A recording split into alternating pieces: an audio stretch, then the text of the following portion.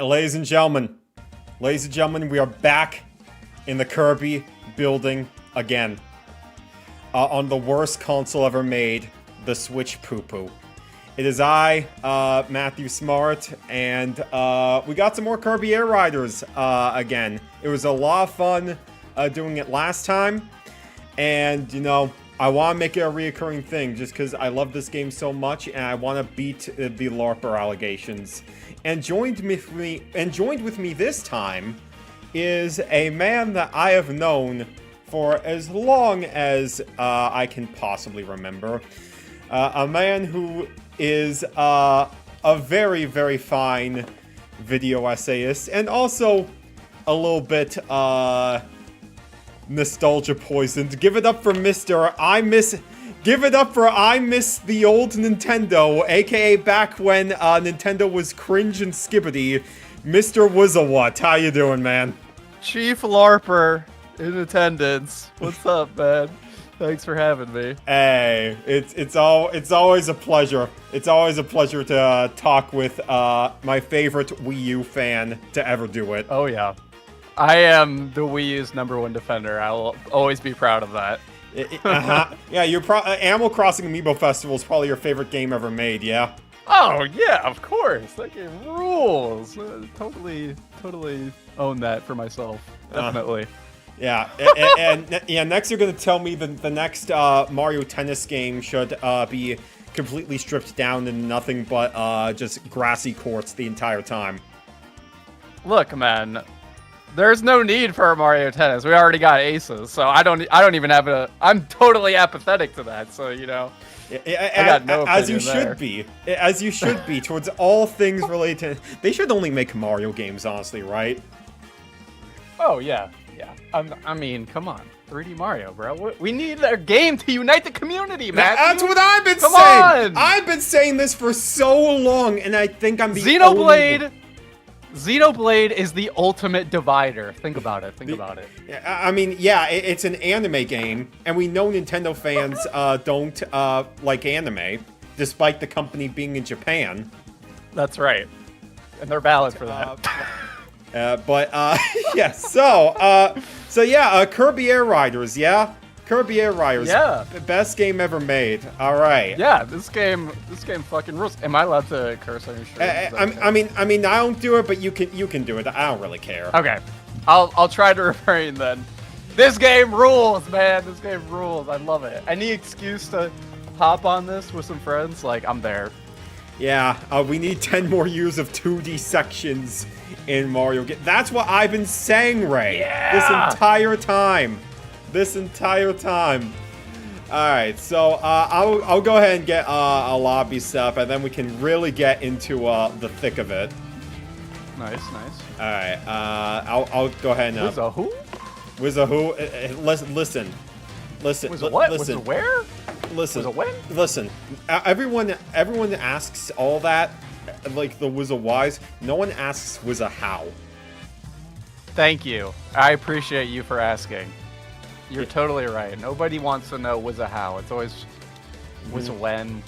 When is this idiot gonna upload a new video? What the hell are you doing with your life? Yeah, exactly. I mean, listen, you know, what even is depression when you've got Star Fox? True. That's it. Star Fox fans know. It's nothing but misery. For decades. Yeah, and even then, nothing's changed, right? Nothing's changed.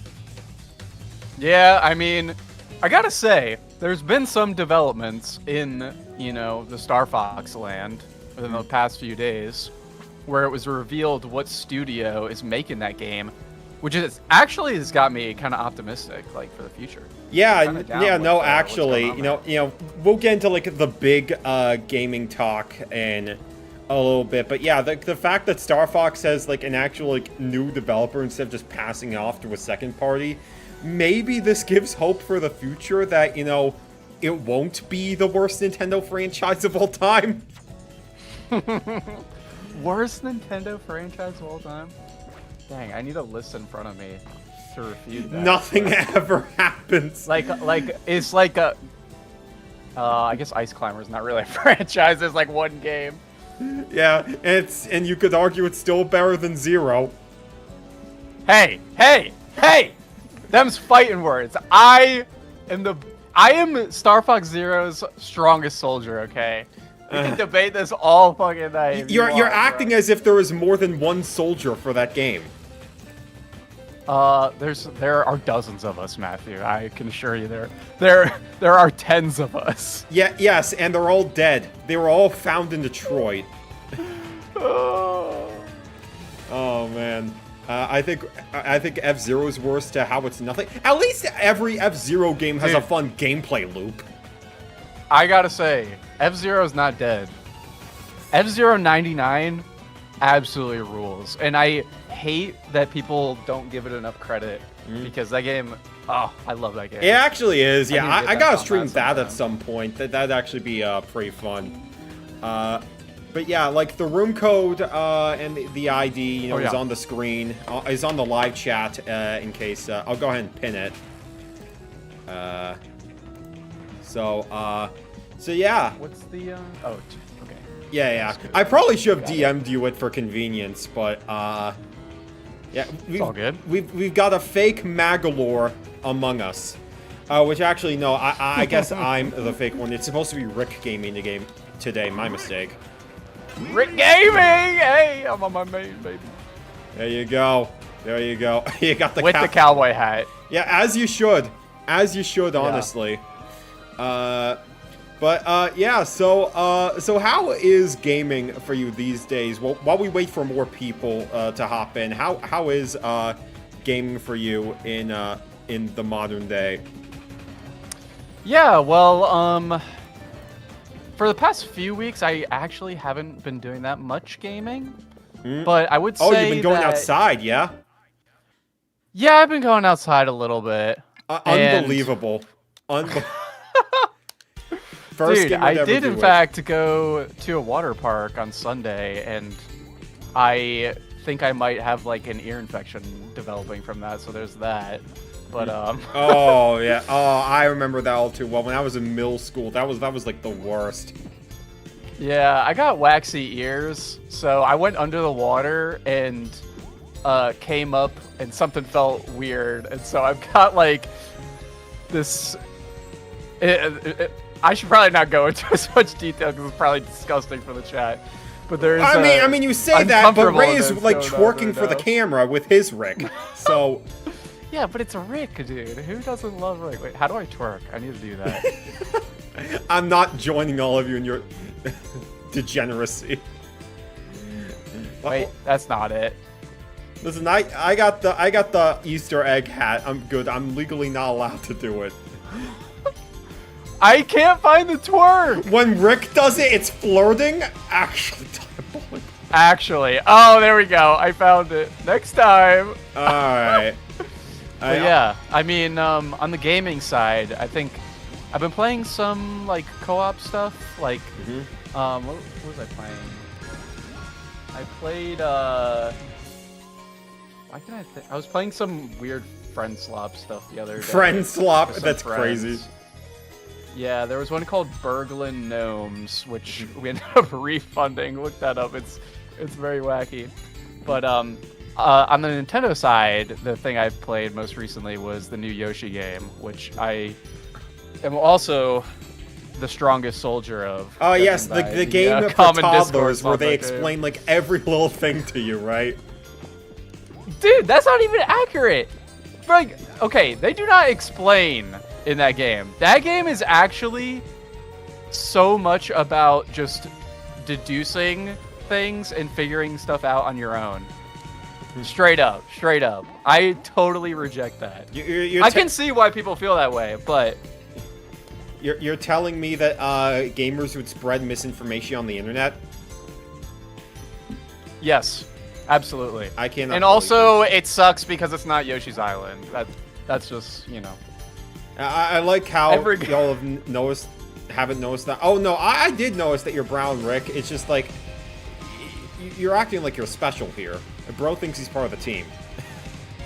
I don't know if I have Brown Rick. Let me check, actually. I don't think I have all the characters unlocked in this game somehow. Yeah, let me see here. Because I got... Let me see here. Because I got... I'm missing one of the Kirbys. I got all the DDDs. I'm pretty sure I have both of the Meta Knights. I'm missing the regular Wall D.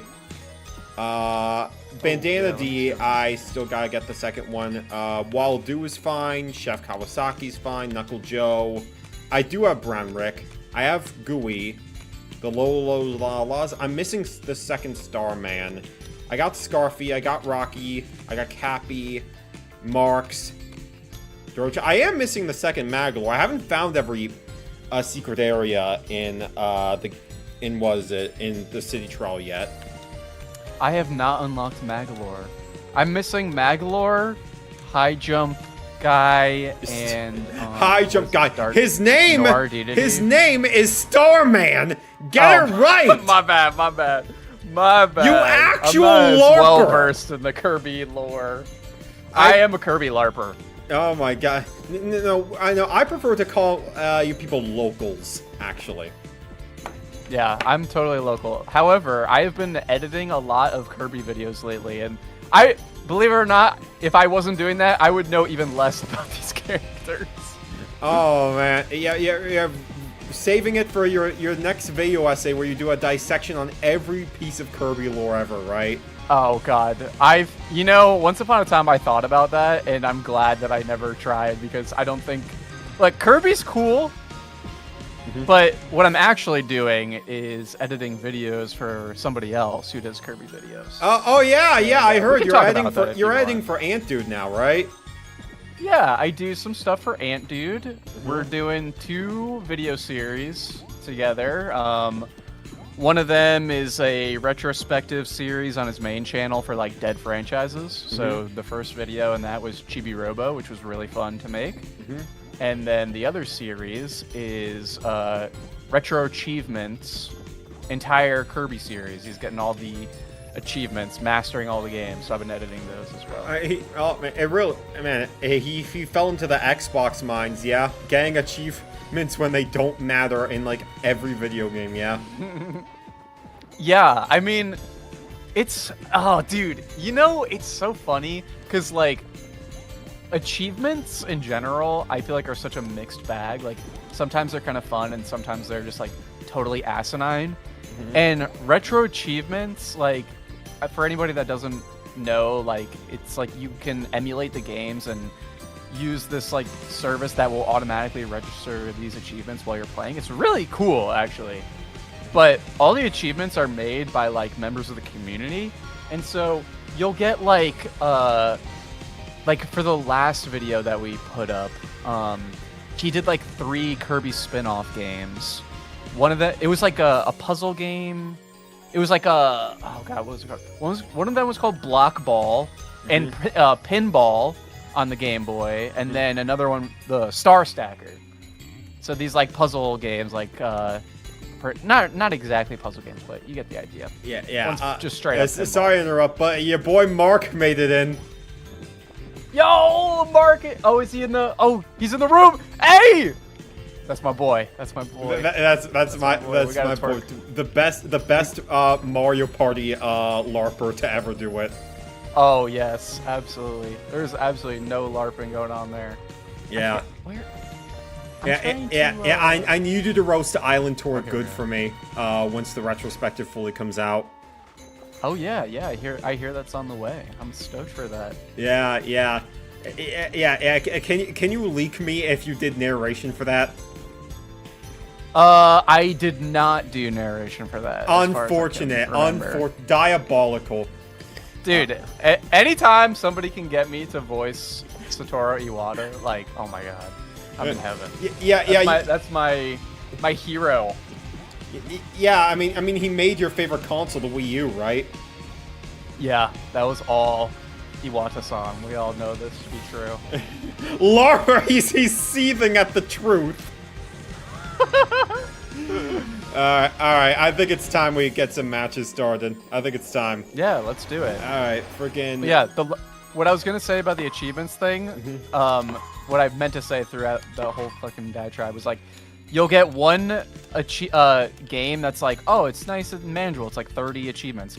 And then the same type of game, a Kirby spin-off, the next one has like 80 achievements. And some of them are like so unbelievably asinine. It takes like hours to do. So yeah, it's funny how achievements are like that. Yeah, I mean, when you're giving to the fans rather than the developers, obviously some of them are going to be much more skewed than others. Yeah. Alright, but yeah, anyways, join the game or else you're banned. Do your thing, Mark. Alright, let me see, who is in here, actually. Ray left us. The fake Rick has left us. I can't believe it. Fraud. It took too long. I'm yapping too much. He DC'd. Okay, I will give you 60 seconds. I will give you 60 seconds to get in. Otherwise, you're not only missing the game, but I'm banning you from the chat. Oh, also, I meant to say this earlier, but Autism in Gaming said earlier, I'm less interested in the new Yoshi after learning enemy names have a 10-character limit. 100% valid. That is my biggest frustration with that game. Like, you discover the creatures, and you get to name them, and it is a 10-character limit. You can't do shit with 10 characters. It's actually insane because Mr. E will name things for you if you want him to, and the names are over 10 characters. So it actually just makes like no sense. You're acting as if that matters when every character should just be called Rick. Fair enough. Yeah. I've been trumped. Yeah, that seems a bit extreme, don't it? What are you talking about? What are you talking about? Banning someone for disconnecting? I don't know what you're talking about. Deserve. Alright, get back in here, Ray. Get back in here.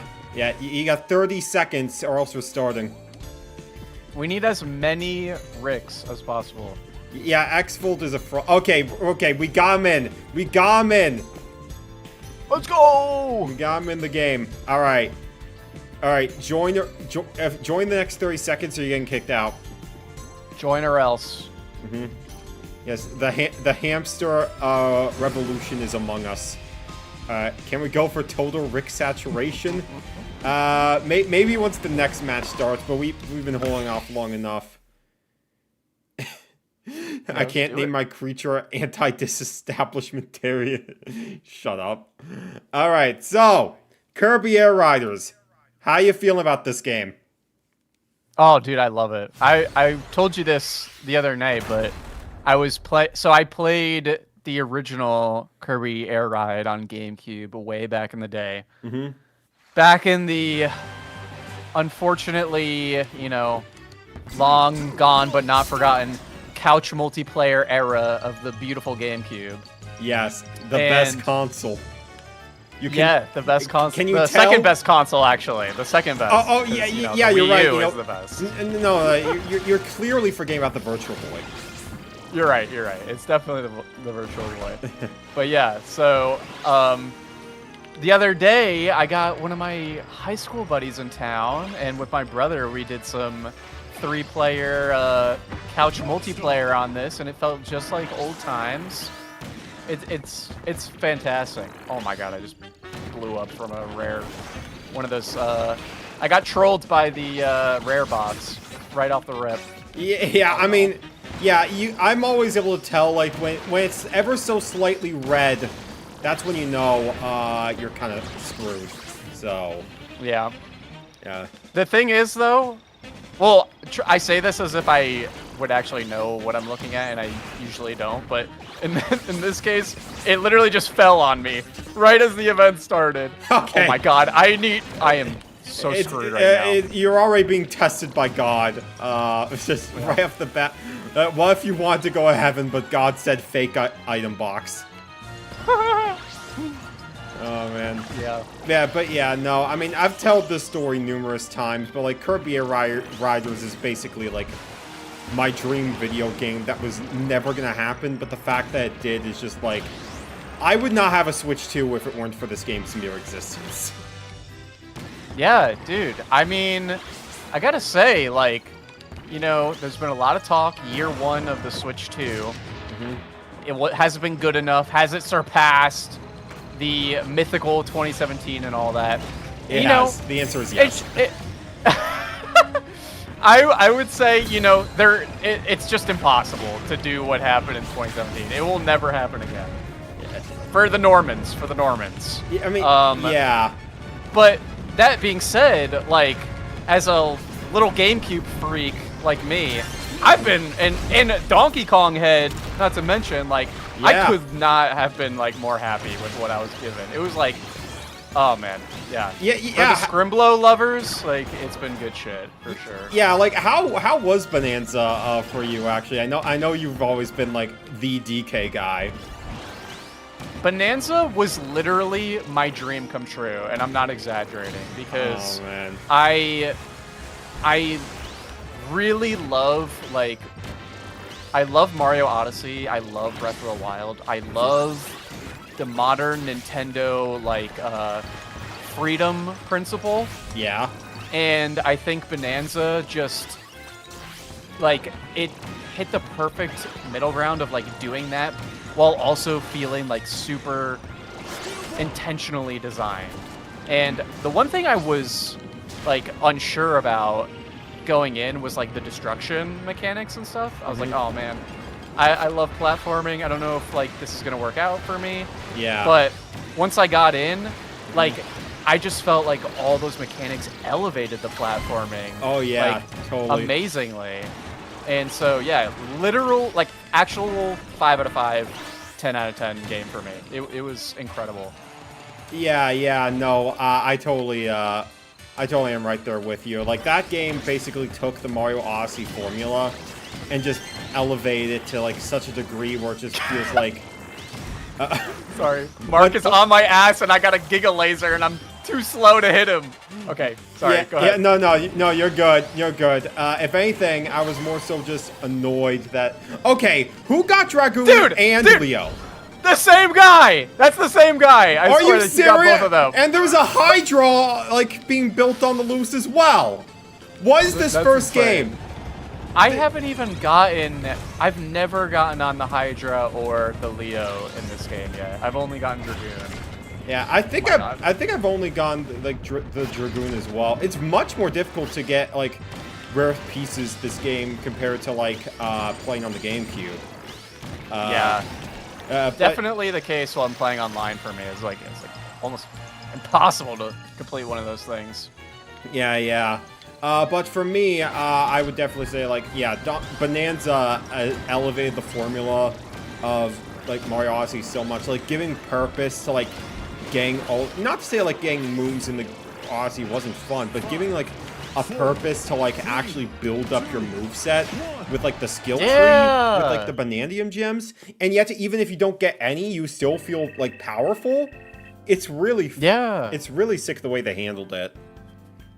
Yeah, that's something, when I go back to the game eventually, I am interested in trying to do, like, one of those 0 banana runs, because I think it would be really interesting to change up the entire experience. It might be a little tedious, because you don't have, like, the punch upgrades to get through stuff, but that might even be pretty cool. I don't know. I'll have to see. I think the problem with Bonanza is that because it exists in a post-Mario Odyssey world, and it kind of is like the sequel to that game, it doesn't have as much, like, cultural impact as Odyssey did. But, like, for me, that doesn't discount it, but I think it explains why people are left with, like, a longing feeling when the expectations are in the fucking moon, I guess. I mean, you say that. Meanwhile, if the game was literally just, the same game but replaced with Mario, everyone would have eaten up. True. That's how shallow a lot of, like, the dooming has been for the console. Yeah, my feelings on, like, the discourse and stuff have been changing rapidly this generation. Like, I've obviously, you teased at it, at the start of the stream. I am the guy that is, like, my biggest mark on YouTube is like just kind of doing that with the Switch and having my expectations like not met and perhaps having too lofty expectations, or or perhaps not opening my mind enough at that time, which I'm open to like revisiting that idea and changing, but I don't know. It's like the more I think about it now, the more I'm like, there is no like controlling or wrapping my head around how people are gonna feel about Nintendo these days. And so previously I'd be like inspired by the bad discourse to want to like add to the discussion and add something like more interesting. But now I'm kind of just like, man, I just gotta let the people do what they want and just enjoy myself. Yeah. And, like, not get wrapped up in it. We love to see the character development. That's always been the thing. It's just like, why are we sitting here caring about what the general discourse is when they held like no value to what like you personally like enjoy from the because that's always a thing with like especially the internet and like the social media that we tend to always want our feelings to be validated by others. Yes. Rather than like feeling like, oh, we shouldn't feel the need to constantly have to justify ourselves all the time. Because like especially with a medium as like harmless as video games, what the people out there say, it's a vocal minority after real. It's just it shouldn't hold a candle to what you personally hold to your heart. Yeah, and I think the thing that is a little more I don't want to say distressing because it's really not that big a deal, but maybe disheartening about the discourse these days. I was actually talking to Ant about this because like after the Direct, he put out a tweet and people were just like totally misconstruing what he was trying to say in the tweet about the Direct. And it's like, well, it's Twitter, so it's inevitable. Oh yeah, of course.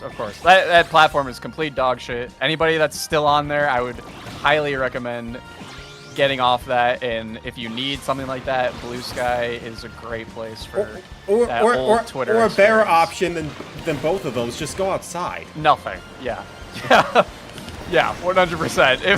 If I grass, wasn't chronically addicted, like I would be getting off all this shit. But hopefully that comes in my near future because yeah, it's a mess. But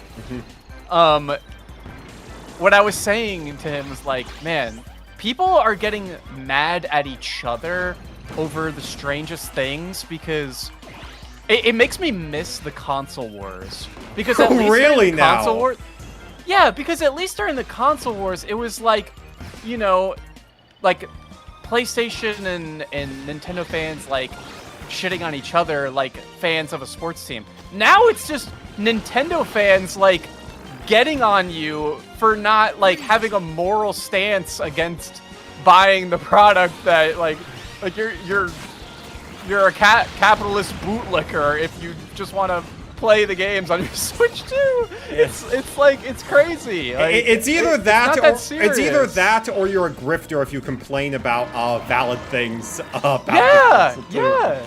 It's the partially bickering why between like fans of the same thing is just like it's partially why I made the videos I did, just because I just wanted to let people know none of this stuff matters. Like it's just like it's just whatever people are talking about. It's more so on them really. Yeah. Like the Switch 2 is the worst console ever made. Meanwhile, I'm running around the city as Rick the hamster. Yeah, can't do that on GameCube. Exactly. Worst console. Take it back. The GameCube is actually the worst console. They made a Zelda game for babies, so. Oh right. And I'm can't stand these scrimblow baby games, man. Yeah, I'm a grown man, and I play the Wii instead. Yeah, I need my Ocarina of Time released 20 times, and I need my Link to have the head and face of an adult male on a child's body. That's what I need. Is that how you saw the trailer for the Switch 2 one? For the remake. Yeah. That was my first thought. Was like, wow, he's looking kind of weird. But Yeah. you know, it's one shot. It's one shot of him. It could look totally fine, like in actual gameplay. So I'm not judging it prematurely. Nah. In my world, you only get one shot, so do not miss your chance to blow. It's opportunity comes once in a lifetime. Sorry. No, you're good. You're good. I invited it. Dude, okay, I don't know if you remember this, but back in my old streaming era, dude, Mark is just fucking zooming through this race. My It's God. always the one guy. It's always the one guy that got like every stat under the sun. Of course, the guy who made the machine breakdown shorts would just cheat his way into first. True. Yeah, he can't be a LARPer, man. He made the shorts. He made the machine shorts. How can he be a LARPer? I guarantee it was only for views. I guarantee. Guaranteed. I know Mark. That's totally like him. That's that freaking Mark that I hate. But yeah, go on. But yeah, what was I? Something about Ocarina. I don't know. Yeah, Ocarina. I'm like the proportions on Link. Yeah. I mean, like I said, I'm sure it. I think I align with the people that are kind of relieved that it's like at least different from like the Wild era games. It was time to make some changes. So. Yeah, I mean, not to slander those ones. I'm not gonna be like freaking like Nintendo Land in the back who called it like cel-shaded nonsense. Did he say? Wait. Oh, did he say that about Breath of the Wild? He said when I was watching his video talking about like the Switch 2 Direct, he was like, "Oh, Ocarina of Time looks so good. No more of that like cel-shade like bull crap." That's crazy. It was just like pocket out of nowhere. Like, what are we doing here? Cel-shaded. I mean, maybe not cel-shaded, but like that kind of aesthetic is like 90% of Nintendo games. I guess in that case, you know, maybe it's refreshing to not have that. So it's I mean, I don't mind the change in art style. Obviously, just going away to call it that is just diabolical. Hating the Wild games for the graphics is a choice. Yeah, it really is. Yeah, I grifted off the Slick Star. Apparently, dude, the fact that the Slick Star is one of the better machines, and yeah, it controls like garbage is insane. That's the pink one, right? Yeah, the circular pink one, yeah. Man, I screwed up big time. I thought it was the high jump, so... I literally got the item that told me that it was gonna be like a gliding thing, and I just totally forgot by the end. I was like, oh yeah, I'll once I see a a good machine for that, I'll jump on it, and I just totally forgot. I wonder who won this one, considering they're like 219 yards away. Oh, what a friggin' like Axel doing in the back with friggin' Lolo and La La La. I will make it there eventually. I will make it to where we're gonna land. Oh my gosh, she's still flying! I forgot you could get off the machine. Yeah, you could. Yeah, it's You gotta run it down. Gotta catch these guys. Oh my god. Did the Lolo and Lala just like zoom past you for the win? Oh, they zoomed past everyone. Friggin', how many yards did it go? I got 6! Nearly 2,000! Nearly 2,000 yards! Oh my god. Wait, what machine were they? Oh, the Paper Star. That would check out. Oh, yeah. That tracks. Alright. I gotta do one more with frickin' Rick. If this doesn't work out for me, I gotta go back to my Pride and Joy Magalore. Oh, yeah. I have been learning about Magalore lately because the next video in that series, spoilers, don't share this, but it is a Kirby game. Actually, I can say this because he said it in the last episode. I'm an idiot. It's Kirby's Return to Well, Dreamland. Magolor's only game was Return to Dreamland, so it was like... Oh, really? He doesn't pop up in anything else? Yeah, it's like, you know, it's like every mainline Kirby game has that one gimmick, like, one, like, character that they make, like, the focus of the game, and then they just, you know, and then they just, like, disappear, never to be seen again outside of spin-offs. That's funny because, you know, we did another video that was, like, the Dark Matter trilogy, and it had, like, Dreamland 2, 3, and 64, and they're just, like, using Dark Matter as the villain for all three of those games. Yeah, But I guess from that that point onward, they just cycle in new things every game. Yeah, that was like a one and done sort of thing. It was very bizarre. Him being a microtransaction is in the lore. What with the freaking Kirby Clash games? Yeah, with the gem apples you had to pay real life money for. Yeah. Alright, where is freaking... Alright, let me see here. That is not... Oh, friggin' Ray disconnected again. I can't believe it. Ray, come on, man. I can't believe it. Ray. My Super Monkey Ball goat just gone. Man. Alright, and yeah, remember if any of y'all want to join, the code is like down here on the pinned chat message. Alright, we'll do well, you know what? Since we only got like 4 people right now, but we'll do an air ride match. What? I know you're Sounds a fan good. of like what? Steam Gus Forge in particular. Yeah. Yeah. Oh, Steam Gus Forge and what's the autumn Mount the Amber autumn one? Falls. That's my favorite. Yeah, dude. Yeah, that one might have the best music. Oh my god. Oh yeah, Mount it Amber was Falls is crazy. it was amazing from like day one, honestly. Like okay, let me go ahead and select that now, and yeah, you all join in for Rick Gaming. X-Volt, you better change to Rick or you're gone. You can't just be 2 people at once, okay? I think my favorite clip of this game that I've seen online, I can't remember if Mark posted this himself or reposted it, but it was just like Rick in the special move where he's like running and they're on Mount Amber Falls and he's just like falling down the waterfall while he's like man. running, and it's just like the funniest shit ever. Oh my god. Oh man. Yeah. Rick, no! Rick died! Rick just died! Oh man, that reminds me of a time actually. This was all the way back in like what? I think this was like I was recording for like a Kirby Air Ride review that never happened, like the original GameCube one, and like I had a City Trial match that went so good. I got the Dragoon and everything, and then we did like a single race on Celestial Valley, and I kept running into the walls on like the entrance to like the tunnel, and I kept bashing like left and right to the point where I ended up falling off and I ended up retiring. No! That's devastating. Yeah. Who's not in the game? Mark! Mark, get your hamster butt in there. Mark's too busy chatting. He's too busy being salty about the worst moment ever made. There we go. You're dumb. I'm sorry. Apology not accepted. You have to write me a freaking 5-page apology letter immediately. Mark, I accept your apology. You're just doing the appeal to friend fallacy. The appeal to friend fallacy.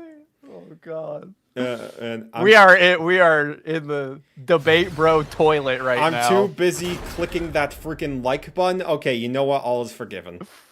Don't smash it. Don't smash it. No. Just rub it nicely. It's what it deserves. All right. So yeah, what makes this track in particular stand out to you? In particular, is it the train? Because for me, you know, Not really the train. I don't even really know what it is. I don't know. I think it's just cool. It's like I'm not usually into the steampunk vibe, but there's something about the aesthetic in this game and like, oh, dude, going through this like grind rail section, it just looks really cool. I don't know. Totally. It's something I can't fully explain. Yeah, yeah, no, it's really, no, I do like it here. I feel like it works well with, like, considering we're dealing with so many mechanical, like, hovercraft machines here, this deck does work really nicely. But, Yeah. But, yeah, no, I also just like the big train. Can you tell I have autism? Oh, trains. I can fuck with trains. I can fuck with trains. Uh-huh. Yeah. You're telling me you weren't the guy that, you know, played with all the Thomas the Tank toys when he would visit his grandma's when he was like 4 years old? Definitely not Thomas the Tank Engine. I was obsessed though with like the dinosaur like figures at my preschool. Like that was my thing. I was into dinosaurs and critters and all that. Yeah. It's always is like when it comes to like young boys, it's always either like dinosaurs, like space or vehicles. I think I landed into the vehicle mines. Yeah, that's fair. Yeah, I was telling one of my friends this the other day, like, not necessarily, I mean, I guess it's kind of critters. Like, I didn't care about Digimon, like, at all, like, personally. I was like a Pokemon guy, obviously, because I'm a Nintendo adult, of course. Of course. But, my friend, like, I would go to, oh, dude, my friend, my childhood best friend, he was a huge Kirby guy. And, so we would, like, do like the same 3 things every time we went over. We would like play video games in the basement, usually like something Kirby related, and then we would go outside and like play basketball, or do some other thing outside. And then the third thing was he had this giant tub of like these Digimon figures. He had like 100 Digimon figures, and we would just play around, like we would like play fight with the Digimon figures. And it was so cool. I'm like, oh, dude, these guys are so cool. Oh, man. Yeah, I was never, like, the Digimon guy myself. I mean, someone in the chat's mentioning Bakugan. That was always... I was familiar with Bakugan. That was... my brother played that quite a bit. Oh, man. Okay. I don't know anything about Bakugan. Yeah, I don't remember anything about it either myself. Friggin'... friggin'... last place out of all the humans, you know what? Rick Gaming is canceled. I'm going back to Magalore. Rick is canceled. Yeah. He's made a severe and continuous lapse in his judgment. And I don't think anyone should expect him to be forgiven. I need to change my machine, bro. Yeah. What am I doing on the... Yeah, I need to go back to the floaty egg boy. Alright. I think the Chariot is like... The Chariot is just so good. The Chariot, I like all the new vehicles in the game, honestly. I really like the Tank Star. You know what? I think I'm switching to the Tank Star. The tank is a little too... I like the idea of it, but maybe I just haven't played with it enough, but I struggle to... I really like to get that sweet drift around the corner, and it's just like so different with the tank that it doesn't feel as satisfying to me as like gliding around the corner, you know? Yeah, I mean, I typically would prefer having machines, and I say that while I mean the wheelie scooter. Gliding is definitely nice, but just the fact that, you don't really stop at all when you're on that machine, and just being able to time the turns perfectly, that's the reason why I really love it. True. Yeah, I like that a lot too. Let me okay, we got everybody in. Let's freaking do this thing. Whoever wins this one gets bragging rights for a year. I'm locking in. Magalore wearing an egg? Like, come on, isn't that camp? Like, okay, we do know he's not an actual egg, right? He is. He's. What is the egg connection? I'm not seeing the egg connection. It's literally just him being round, and like not having feet. Fair enough. I guess he does fit into the egg nicely in that case. Yeah. We support a trans alien. Yes, we do. Me too. With that being said, so yeah, Switch 2, right? You know, what would you say is like, since I know that you sort of turned around and like, you know, in the world of Nintendo quite a bit with the Switch 2, what would you say is like your most anticipated game for the Switch 2 right now, and why is it Star Fox, and why are you wrong? Oh man, most anticipated game, dude. Here's the thing, like, I don't know that I really have one right now because we're in this weird period where, like, I actually feel like they have hit upon, in one way or another, like, you can debate, like I was saying earlier, like, F-Zero 99. Is that really, like, you know, the dream F-Zero game for everybody? Probably not. But I do think they've hit upon, like, a bunch of franchises that were not, getting the attention, like, you know, we've gotten through the Switch. Like, I got a new Pikmin game. I'm a huge Pikmin guy. Pikmin 4 got a new is so F-Zero. good. Pikmin 4 is so good.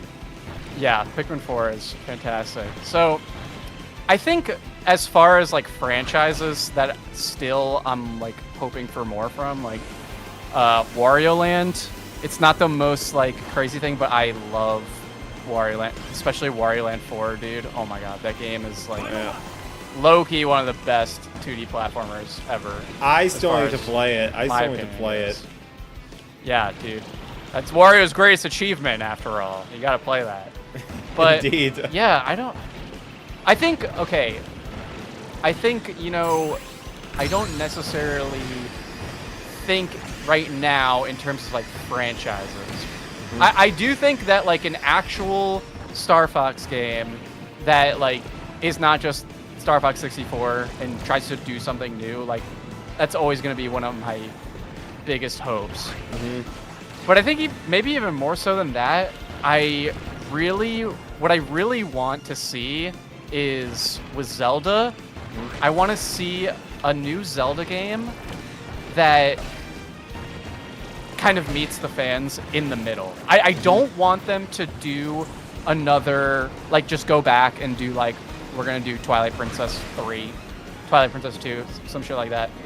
I want them to strike a better middle ground between the two styles, and I think the way that they can do that is continue to focus on the open world with the overworld, and then totally revamp the dungeon design and embrace limitations in the dungeons, because they kind of do that with the shrines and stuff.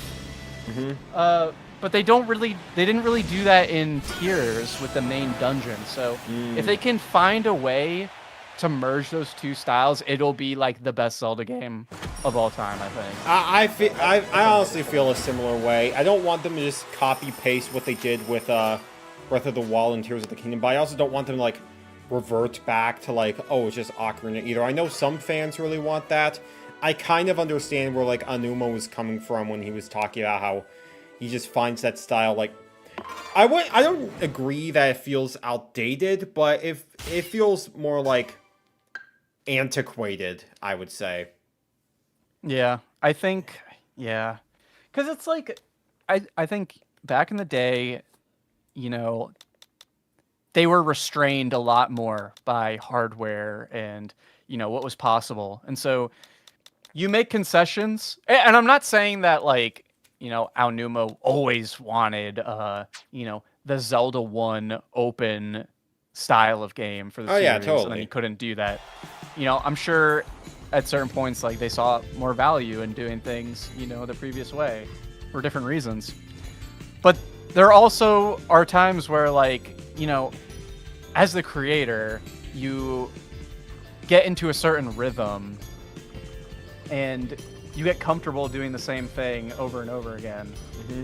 And I think the argument against this is that people don't want to see them get comfortable doing the Breath of the Wild style over and over again. Yeah. And I empathize with that. But that's why I think they need to, like, continue iterating upon it in meaningful ways, like bringing the two styles together. Because I don't want Tears of the Kingdom 2. I don't want Breath of the Wild 3. Like, I want something that does feel meaningfully different. But also, like, the hardware lets them do so much more than what they could have done. They don't have to rely on, like, hard linear design with, like, signposting for everything, like, because they just couldn't do that back in the day. Like, they were kind of scratching at it with Wind Waker, and the only way they were able to really do that was with that hardware was, you know, doing the open sea and still having stuff be, like, gate kept by item upgrades and stuff. And so, yeah, I think they need to... Anyone getting on, like, Aonuma for those comments, like, I understand if they feel, like, disrespected, but they gotta just keep doing what they think is, like, the next step and not just divert backwards to, like, appease fans and stuff. Yeah, no, Aonuma made that comment specifically just to spite those fans, honestly. He hates them specifically. Yeah, yep. Aonuma is a cruel mistress. Reject traditionalism, embrace open world slop. Yeah, open slop. That's what we need. Only open slop. Yeah, exactly. That's like my prerogative, and like when I do get around to making videos these days, is like I am the open slop king. I love when Nintendo does open world slop. Yeah, yeah. I mean, well, yeah. I mean, that's why you absolutely adored Metroid Prime 4, right? Right? Oh God, we're going there, huh? We're going there, huh? Metroid Prime 4 is exactly what I said I don't want Zelda to do. Because it's just like, Metroid Prime, anyone that's playing in the chat, come on, like, you guys can feel me on this. Metroid Prime 4 is just, like, kind of a crappy, like, oh God, I don't like saying that, but it's like, say it with your chest, brother. It's a regression, and it's like, just a classic 3D Zelda game if it was, like, not that good. So, yeah, gosh, yeah, Metroid Prime 4 was so upsetting. And I'm not even a huge, like, I've played a bunch of Metroid games, but I actually played, I'd played Prime 1 a few times prior to this, but in the lead up to Prime 4, I played all 3 of the previous games, like, in succession. And that opened my eyes greatly to, like, what is going on with that series. And it was crazy experiencing that like that. Yeah, I mean, well, to be fair, like, you know, Metroid Prime 4 is one of those games, like, I want to play eventually, not because I think I would like the game, but because I want to have an opinion on it. Like, that is just one of those games that's just, like, so discourse poisoned, where you have so many people that love it, and so many people that hate it, and it's like, I gotta get in on the discussion at some point. Because I've played, like, a tiny bit of Metroid Prime, I've enjoyed what I've played of it. I need to know specifically, like, what is it about, like, 4 in particular that's gotten people so riled up, and is it really as bad as they're claiming it to be? I'll give you my TLDR take. That's a little bit more developed, given that I played all 3 of the games. So, I would say Prime 1, you know, is commonly considered a absolute masterpiece. Oh yeah, totally. I think, you know, because it was the first 3D Metroid game, it is a huge beneficiary of being the first 3D Metroid game. It is still an incredible game that has some minor issues that I think aren't as... I mean, they are talked about. Like, there's pacing issues near the end of the game that are brought up pretty frequently. But I also think the world design is... I think they improved. I think they improved with Prime 2. And Prime 2 is my favorite in the series now, because it took Prime 1 and it really, like, iterated hard on the things that were kind of not done as well in Prime 1. And it didn't really sacrifice much of what Prime 1 was going for at all in the process, which was really cool. I think Prime 2 is really underrated, personally. How did Mark fall so far behind? He was 9 seconds behind me. Oh my gosh. that is. Did you get first on that one? Oh. I got fourth, sadly. But yeah, what about Prime 3? So Prime 3 is the one on the Wii. Yeah. And Prime 3, I think, is often seen as the beginning of the end, kind of, where they do start sacrificing a bunch of things that made the previous Prime games like really cool as far as level design and Metroidvania, interconnectivity, and all that. But I think the thing that I really like about Prime 3 is that it's just a really fun action shooter with the Wii motion controls, the reticle aiming, really fun. They add some cool stuff with like the hyper mode that is just really fun to play with. And you go to some like pretty interesting locations in that game. And then Prime 4 is like, it has the bones of Prime 3, and but it doesn't like meaningfully evolve on what Prime 3 was going for, and regresses in a lot of other areas. And especially the level design and the locations and stuff like that, it's just, oh man. I don't want to say more than that since you haven't played it, but it's like... Yeah. It gets worse the more you play it, I think. Oh, man. Yeah, no, you know... But yeah, like, Metroid is one of those series where, like, I have to beat the Nintendo fan allegations and actually play through them eventually. But, like... Yeah. But, like, it's one of those, like, I played... Because I played a little bit of Metroid Prime Remastered, just to, Why are you in the chat now? I'm the Detroit Pistons of Air Riders?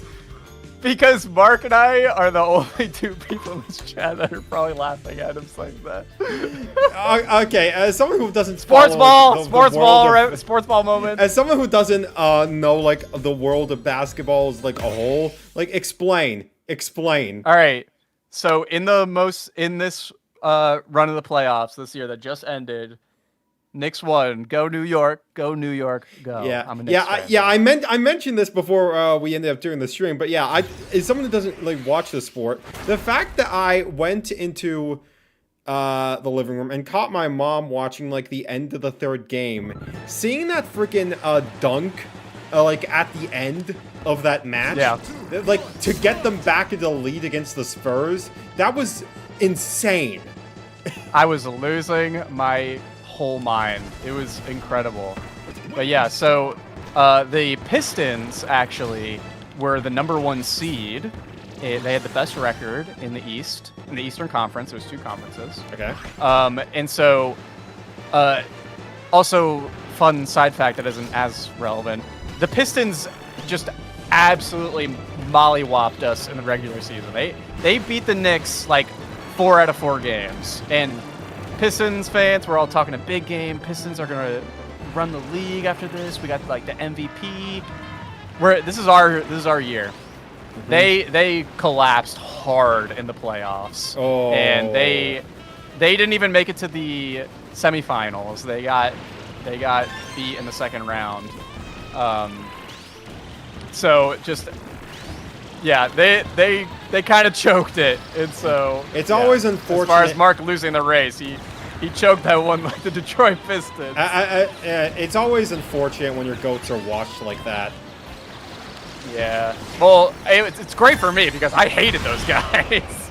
Yeah. And I won, so it's just amazing. Yeah. I'm in cloud 9. Well, great. Great for you because I actually hate this game because I lost my machine. And I got hit by an explosion. Okay, great. Yeah, now I know how the Pistons feel. This was my video game made just for me, and you all came in and ruined the fun. And now I have to drive the Wagon Star, so I can't drive on anything. Unfortunately. Yeah, I just got off the Wagon Star. I'm not a fan of this one. Yeah. I need that charge up, man. It's good. It's good for like a general top speed, but that's really it. Yeah. But yeah, like going back, you know, the Metroid Prime, I played a little bit of it, of Metroid Prime Remastered, on a plane ride, actually, because, like, I was, it's ironic with the whole I never played Metroid thing, because I was on the flight to see Scott the Woz at the Wozzies. Yeah. Is he much of a Metroid guy? He's got to be, right? Like that. Well, I just think of that clip of him. He's like, I've never played Metroid. Like, yeah, he wouldn't say it if it weren't true. But yeah. I mean, I think he's made a couple like Metroid-related videos with Scotch. I think he does agree that 4 was a disappointment. Yeah. So that's how you know he's not a real Nintendo fan, because he's played Metroid. And he has played phony, a fraud. Yeah, and he has played Metroid Dread. He says that is really good. Have you played Dread? I played the demo of it. I couldn't beat it. Oh yeah, wait, you did mention that last stream, and then and then we made fun of you. LARPer! You're a LARPer! And I'm sorry, in what world do you benefit being a Metroid LARPer? Hey, dude, Metroid fans, you know, we're obviously the most respected. We're the most mature of the Scrimblow lovers. You're acting like Metroid has relevancy in pop culture. Dude, anybody that says I'm a fake, I'm a fraud, I'm a phony, look, I play all the good shit. I play F-Zero, I play Star Fox, I play Metroid. I'm bigger fans than these Switch heads. What you got on me? What you got on me? Well, side note, have you played Famicom Detective Club? I have not played Famicom. Okay, yeah, LARPer.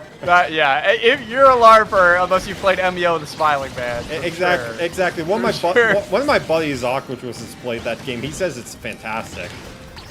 I believe it. I think,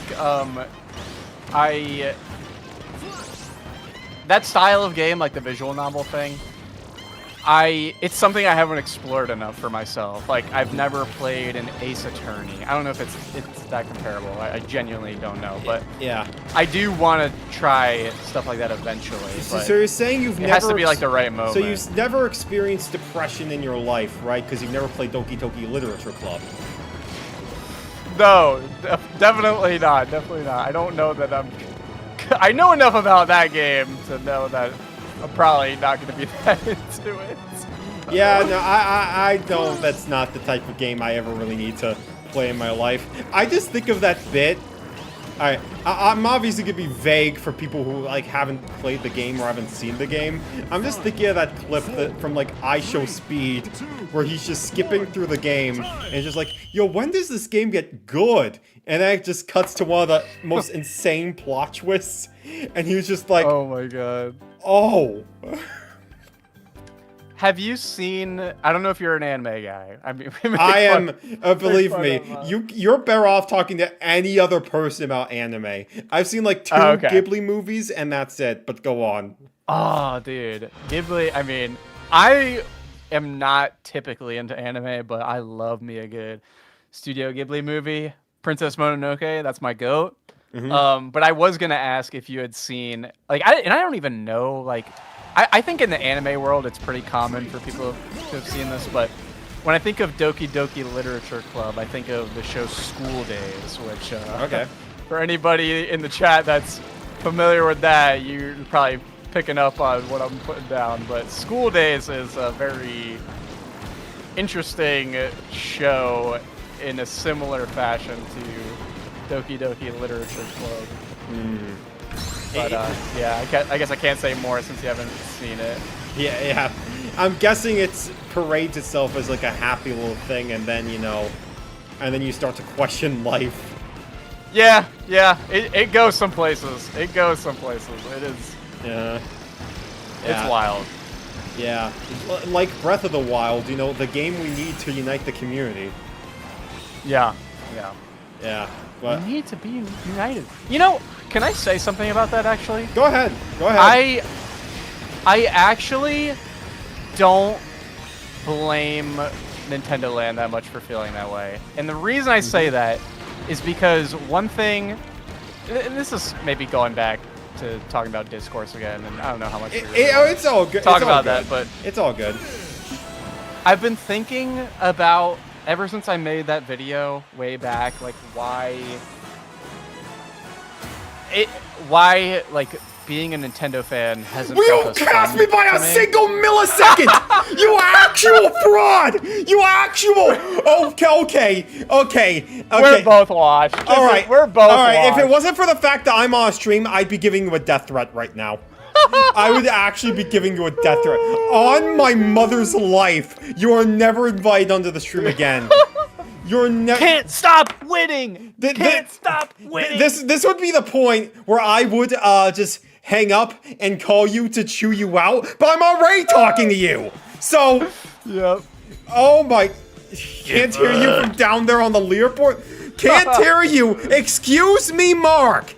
Excuse me, you actually, on my mother's life.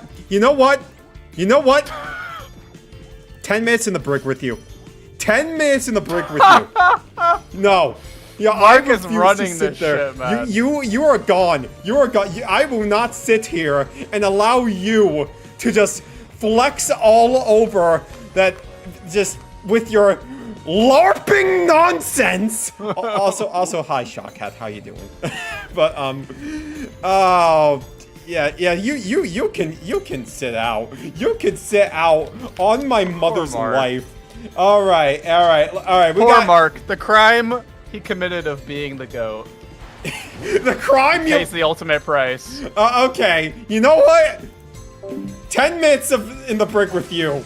10 minutes in the brick with you. You're defending the LARPer. I'm sorry. Wait, what did you do? I don't know what happened. I was gonna give you 10 minutes in the brick. Oh. Yeah, I probably should. I probably call for a second. No. I probably should have just muted you. But okay. Mute me for the rest of the stream. For the rest of the stream. Yeah, you've lost your rights. Yeah. All right. We're bringing back the stadium vote. Okay. Oh man. Okay. Everyone, get your butts in there. It's time for a full game. All right. But I forgot what it is we were even oh yeah, Landon, right? Yeah. Say his name 3 times and he appears. Yeah. So what I was gonna say with that is, and I think Crude 4 makes a point saying that unite the community means unite my community. Looking for views, all that, Yeah. The common criticisms. I do think though, like, and maybe he feels differently than me, but I think during the time when the times were bad for most people, not me because I was just playing my Wii U and loving it. It was a different battle in the discourse. We were still in the console wars. It was just PlayStation guys and Xbox guys all making fun of the nerdy Nintendo fans. Yeah, and I think being a Nintendo your console fan was washed. Yeah, at that point, like there was quite fewer numbers of us, but I think that also made it easier to like feel like connected because you had like. I'm not gonna go into the whole fucking like Miiverse spiel and all that, but because there were so few people, like I don't really remember the debates amongst Nintendo fans like being as heated as they are now, and obviously like part of that is certainly like just the internet like getting worse with algorithms and all that. I mean, but it was simpler. It just felt simpler, Well, it's kind of because like your Scrimbly Bimbly was not mainstream, so yeah, it was. I liked that. I actually liked that. I mean, I think there's utility in saying like, oh yeah, if the more popular that Nintendo is, like the more and better games we're gonna get. Fair enough. But I kind of didn't ever mind that like it was niche because. Yeah, I don't know. It didn't matter to me at that point because I didn't need like a game every month, I guess, at that point. I was just playing what was in front of me and enjoying myself. It just felt simpler in a way. You got Tropical Freeze, so that means the console was good. True. And I got some good shit. I joke, but genuinely Tropical Freeze is like the best Wii U game I ever played. Yeah, Tropical Freeze is amazing. I need to play that again. Maybe I need to do that for a stream in the future. I've been itching to replay that game. Dude, definitely do it. Yeah, I love Tropical Freeze. I am like, not even just Bonanza. Like, I didn't even make it clear talking with Bonanza like how big of a DK fan I am in general. Like, I used to speedrun DKC2. Like, I am, and my favorite childhood game was DK64 for a long time. So it's like, yeah. Well, they just added back to NSO, so now you can finally see how washed it is. I don't need to play it now to know how washed it is. I figured that out like a long time ago. It was at this. It was at the moment that Super Mario 64 took its place as my actual favorite game that I realized. Another washed game, yeah. No, hell no, hell no. That's the goat. Now I'm just that rage is the goat. Now I'm just rage you are baiting. totally rage baiting me. I'm not doing that with Sunshine though. That game is actually washed, literally and That's fine. figuratively. That's fine. Yeah, Sunshine has. I love Sunshine, but it has a few too many. I like it. If I openly admit that like I would never in my life 100% that game, can I really say that it's like incredible? As incredible as like Super Mario 64? Probably not. So. I mean, that's just facts. Yeah, I mean, you say that, but I mean, I could argue 3D World's a better game than 64. 3D World rules. I disagree, and I think 64 is the best.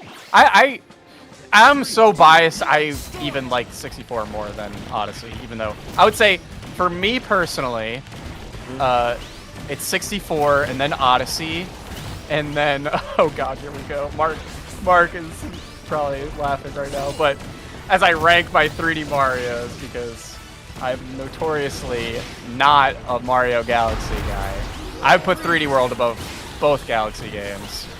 And I'll probably put Galaxy 1 and 2 above 3D Land. And Sunshine is probably above the Galaxy games. Yeah. Is the reason why 64 is at the top, is it literally just appeal to girlfriend fallacy? No. Definitely not. It is that the fact that I also speedran that game. Dude, okay. Yeah. I will say, you know, I was talking earlier about how I love the modern Nintendo appeal to freedom fallacy. And I think Mario 64 is basically that. Like, in way ahead of its time. So, yeah, it's just... It would take me too long to, like, explain fully why I think... Well, you've got an entire video essay all about that, yeah? Yeah, but if I did another one, that shit would be like 2 hours, probably. Yeah, but like, there's already more than enough 64 video essays to go around, so I'm pretty sure. Yeah. I'm pretty sure there's already like 20 other people that said exactly what you would say about it. Yeah, probably. I think what would be a better use of my time is actually to make my Mario Galaxy haters manifesto. Because wow. Okay.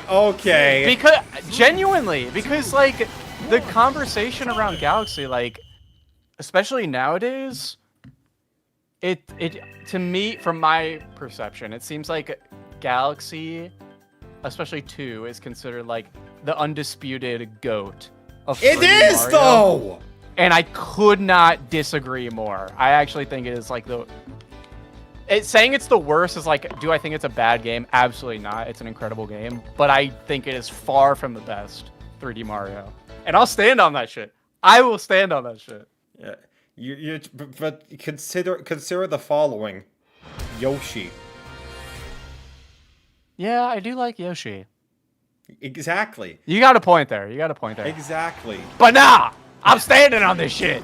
Oh man, you're telling me one of those imaginative games with some of the most beautiful music you've ever heard, with some of the most creative level design you've ever seen in a video game in your life, with some of the most like cinematic stuff a mainline Mario game has ever told, and you're saying it's the I don't worst need game ever. cinematics, man. Cinematics, man. That shit's fluff, man.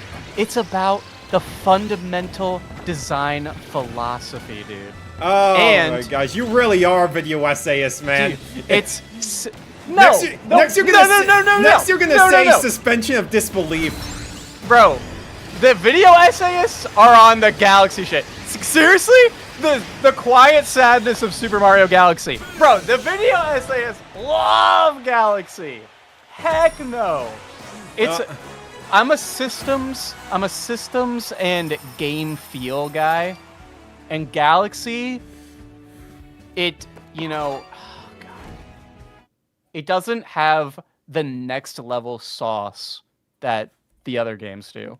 It's hamstrung by a need to be accessible and fitting like the Galaxy gravity motif. It's actually hamstrung in that way. Oh man, I mean, I don't know what to tell you, man. At the end of the day, like, you just want all of your video games to be just simple, little like brain rot, no story at all. Just that's probably why you the door to the Mario Galaxy movie, right? No. Listen, the story in Mario Galaxy, bro. Seriously? Okay, the storybook, whatever. By Mario standards, I guess that's some good shit. But it's not like the Galaxy games are quiet the most... sadness of getting banned out of Matthew like... Smart's chat. Real? They're not like pushing the medium forward He agrees! Storytelling. He agrees! What? Yeah, dude, Mark knows! Mark knows! You know what? Mark understands me. Another 10 minutes. Another 10 minutes gone. Dude, free my mans! Free my mans! You can't do this to him! This is absolutely not... Seriously, hating Mario Galaxy like this is punishable by death in some countries. Just stone me then. Put me on the... send me to the gallows. Jimmy, give me a game with nothing. That's you. That's you. Oh, you know what my other toxic trait about Galaxy is? What is it? I actually like the motion control gimmicks more than like platforming in the game. Really now? Because I actually don't mind like the motion control stuff in the game, but to prefer it over the actual platforming, yeah? Yeah. I think it's... And also, okay, if there's anybody in the chat, like, that are big Wii console heads, I need you to tell me if there is a game like this. And Matthew, obviously, chime in. If you know there's a game like this. Like, a game where instead of moving a character around like you normally would Mario, and you're just entirely focused on manipulating the character with weird motion controls. Like, I want to play that because I do really like the weird, maybe less so in Galaxy 2, but like the pull star and then the rolling the ball around by holding the Wiimote straight up. Stuff like that, dude, that shit is so cool. Like, I want that. Well, someone said Sonic and the Secret Rings. Maybe I don't want this. Maybe I don't want this. Maybe I want it done well. I need it to be done somewhat competently. And I don't trust Sonic for that. Yeah, well, I mean, I can't think of much off the top of my head. I mean, I guess you could argue Super Monkey Ball, because, like, that game, it's just, like... Ooh, yeah. Because that game is just, like, you're controlling the map rather than the character. Yeah, that's not a bad shout, actually. I need to play some more Monkey Ball. I've only played a little bit. Yeah, the second one is, like, my favorite game of all time, so... Yeah. It's so good. The new one on Switch, Banana Rumble, ain't that bad either. Yeah, I think, God, I can't remember if Mark is into that one or critical of that one. But maybe, he might, I think he's... Well, I've silenced him, so the world may never know. Yeah, unfortunately. Free my mans! Free my mans! not until he actually puts out the Island Tour video. Oh, man. It's coming. It's coming. I know he's working on it. Uh-huh. I believe! Uh-huh. We'll see about that. We'll see about that one. Man. But yeah, like, I need to know your Mario tier list to follow that. My Mario tier list? Okay. Okay, I do need to replay a lot of the games in order to, like, fully fully grasp it. I would say Galaxy 2 is at the top. And then I would say Odyssey. And then Fair. And then after that, probably a bit of a hot take. I would say 3D World plus Bowser's Fury. Okay. I mean, I vibe with the 3D World pick. Yeah, I mean, 3D World is pretty decent on its own. The Switch version improved it a lot, and Bowser's Fury just made it even better. Yeah, Bowser's Fury was great. I really enjoyed that. Then I would say Galaxy 1, and then 64, and then 3D Land, and then Sunshine.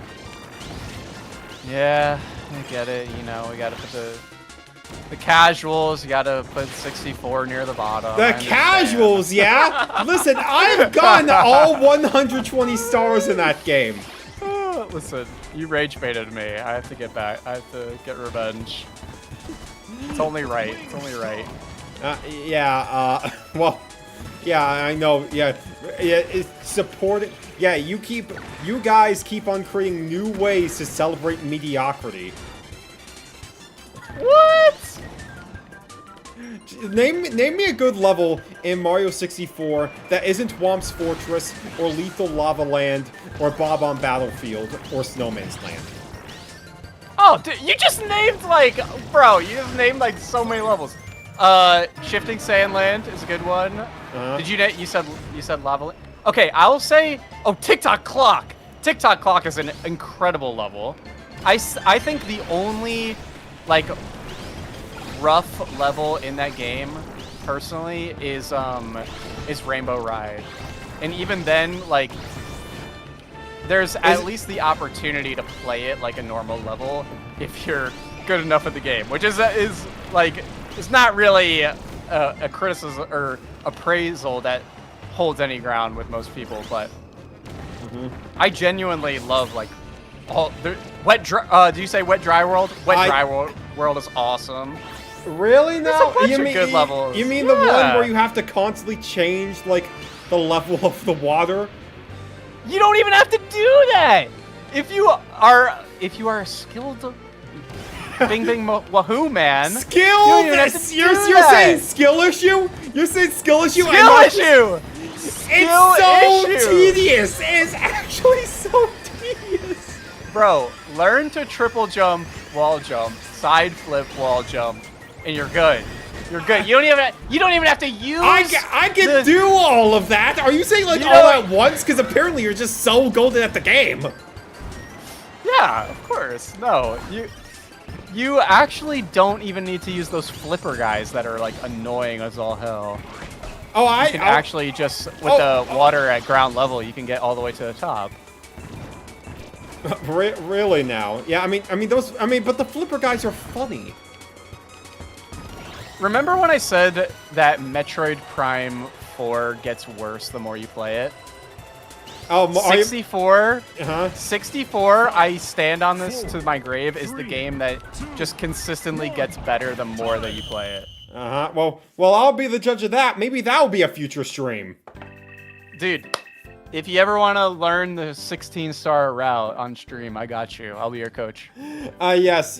Get myself an actual Nintendo 64 with that terrible frickin' control stick, and do it just to get like 2 frames less of input lag. You got, buddy.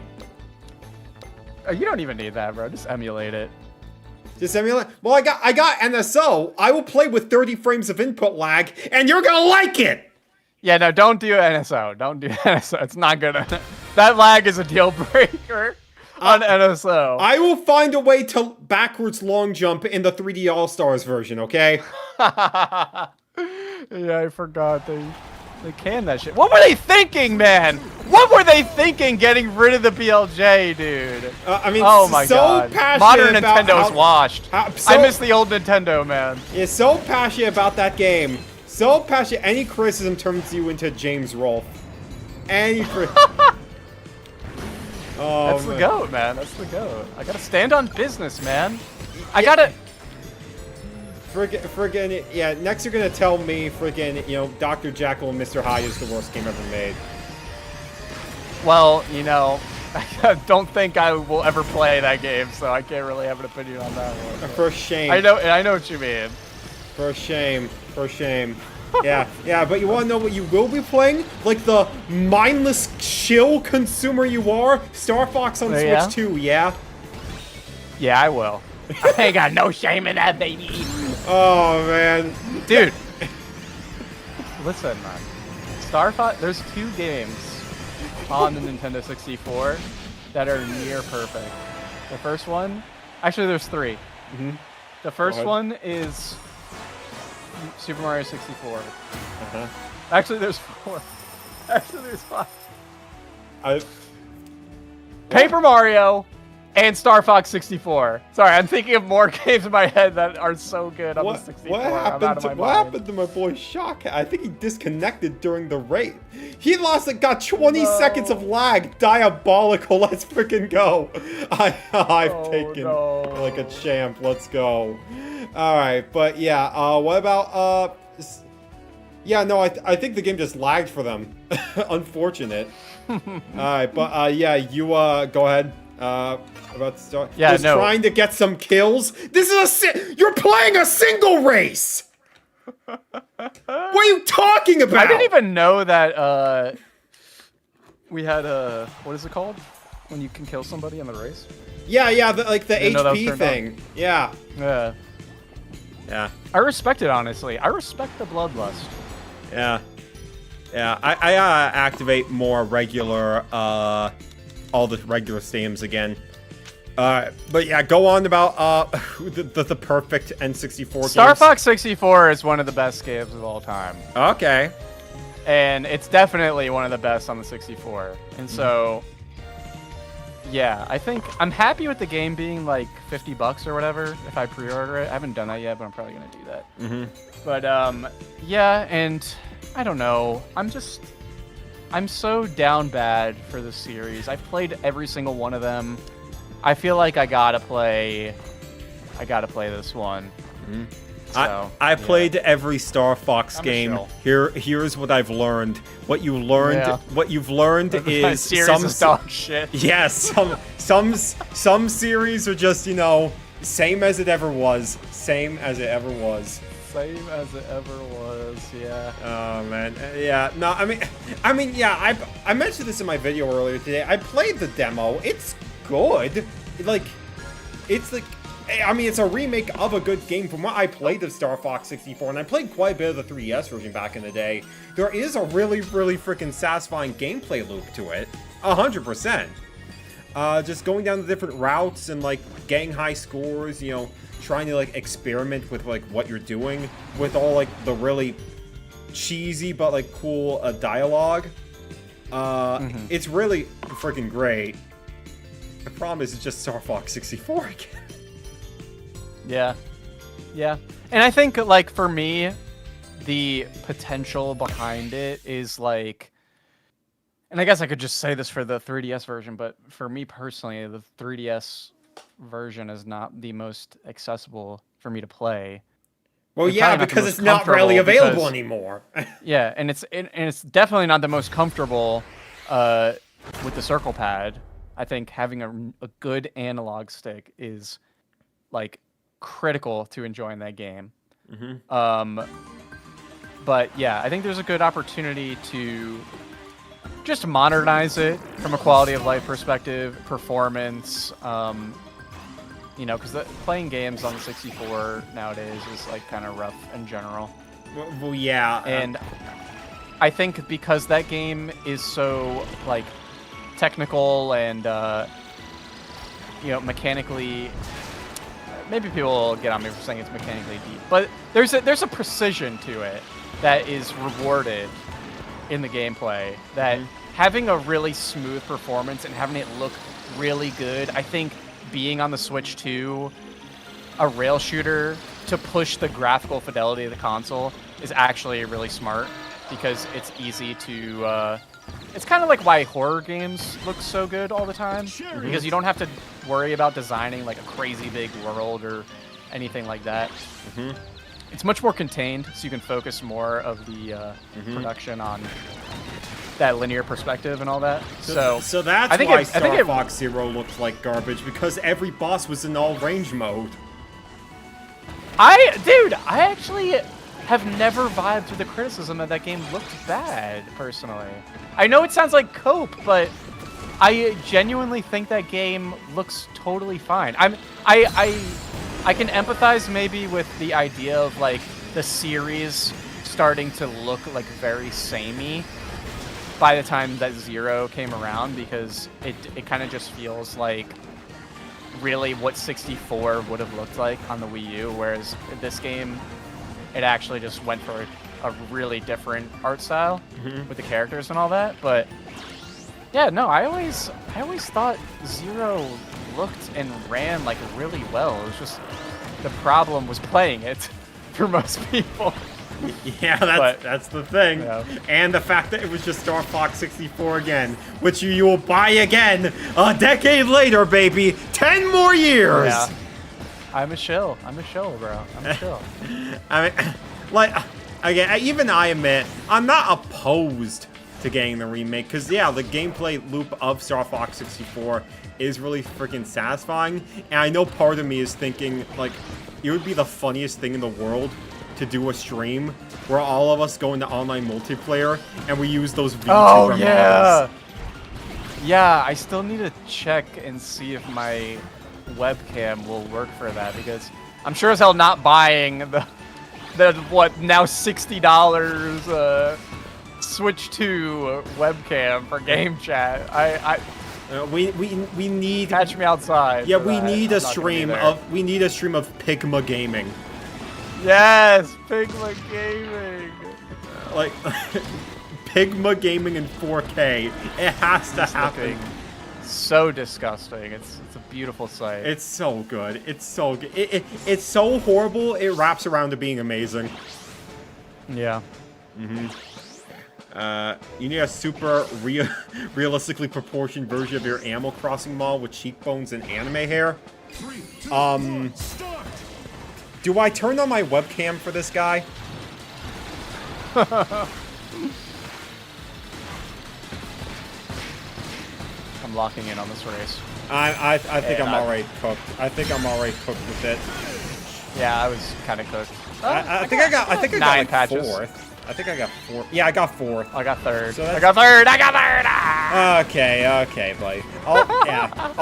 Also, to address your comment with Jim, I'm not banning Mark again for like that. He's safe with the Star Fox comment. That I think that is a legitimate. What did he say this time? No, like Star Fox is like the best N64 game. Oh yeah. Yeah.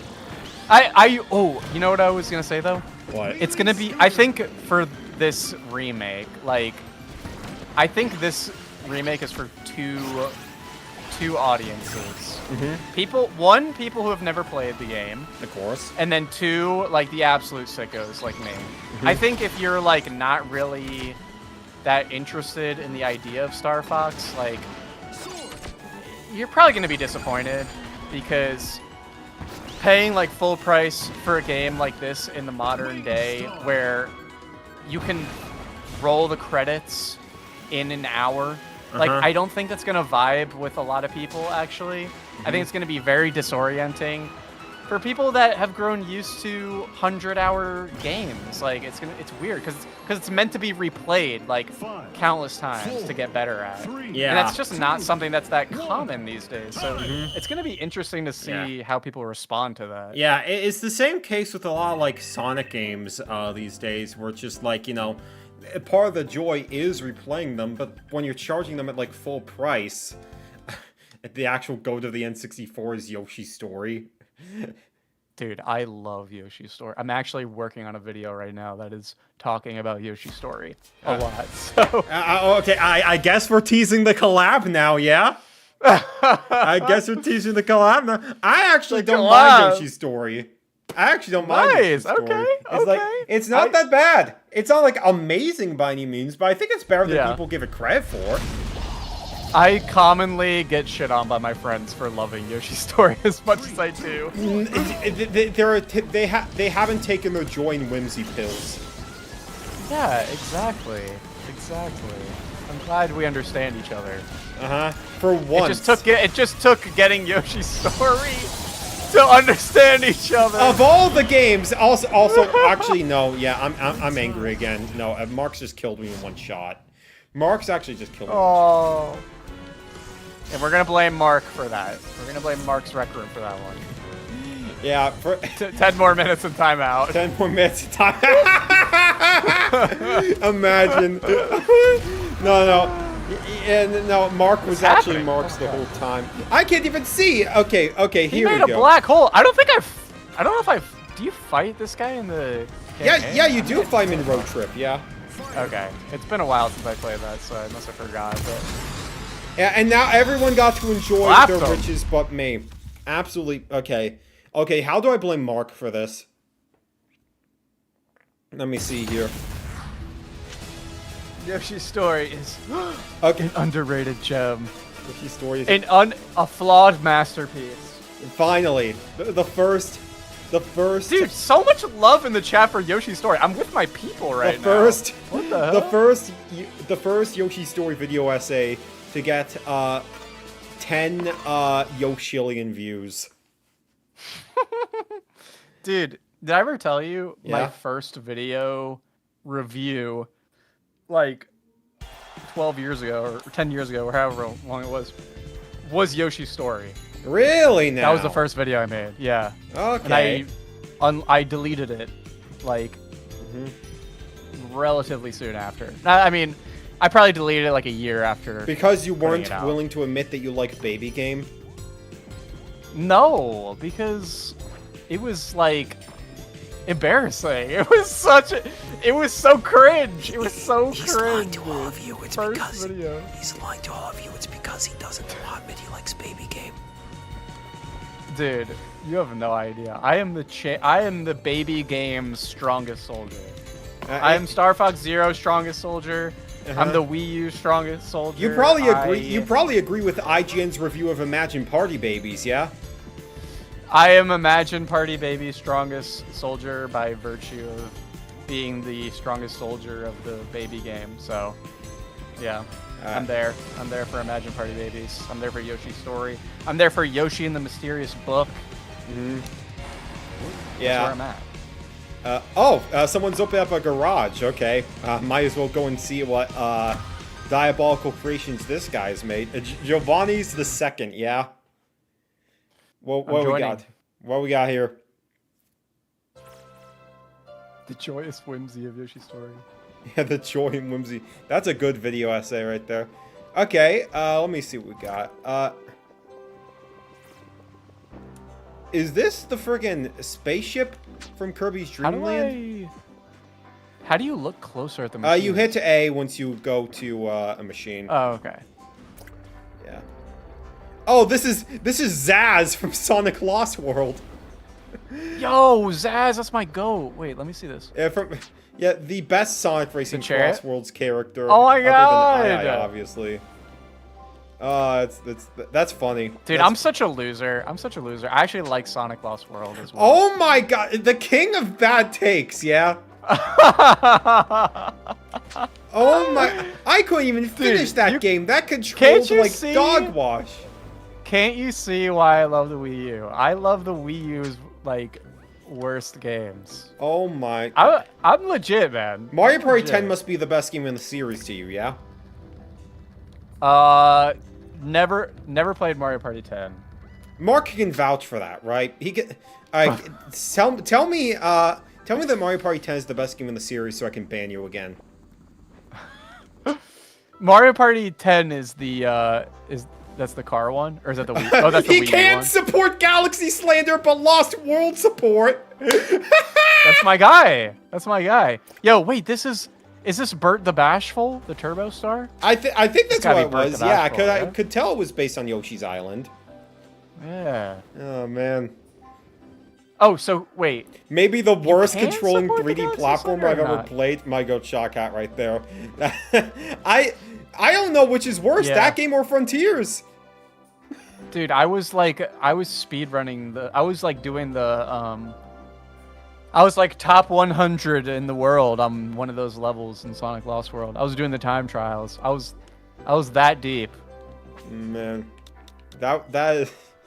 I am so sorry. All that amounting to nothing. I still like Sonic Lost World. I think I like the idea of Lost World more. But man, Sonic. Did you play Sonic Frontiers? I've played a little bit of it. I haven't finished yet. I've been meaning to.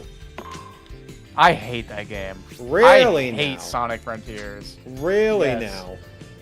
Is it literally Sonic- just a matter of Sega hire this man? Kind of.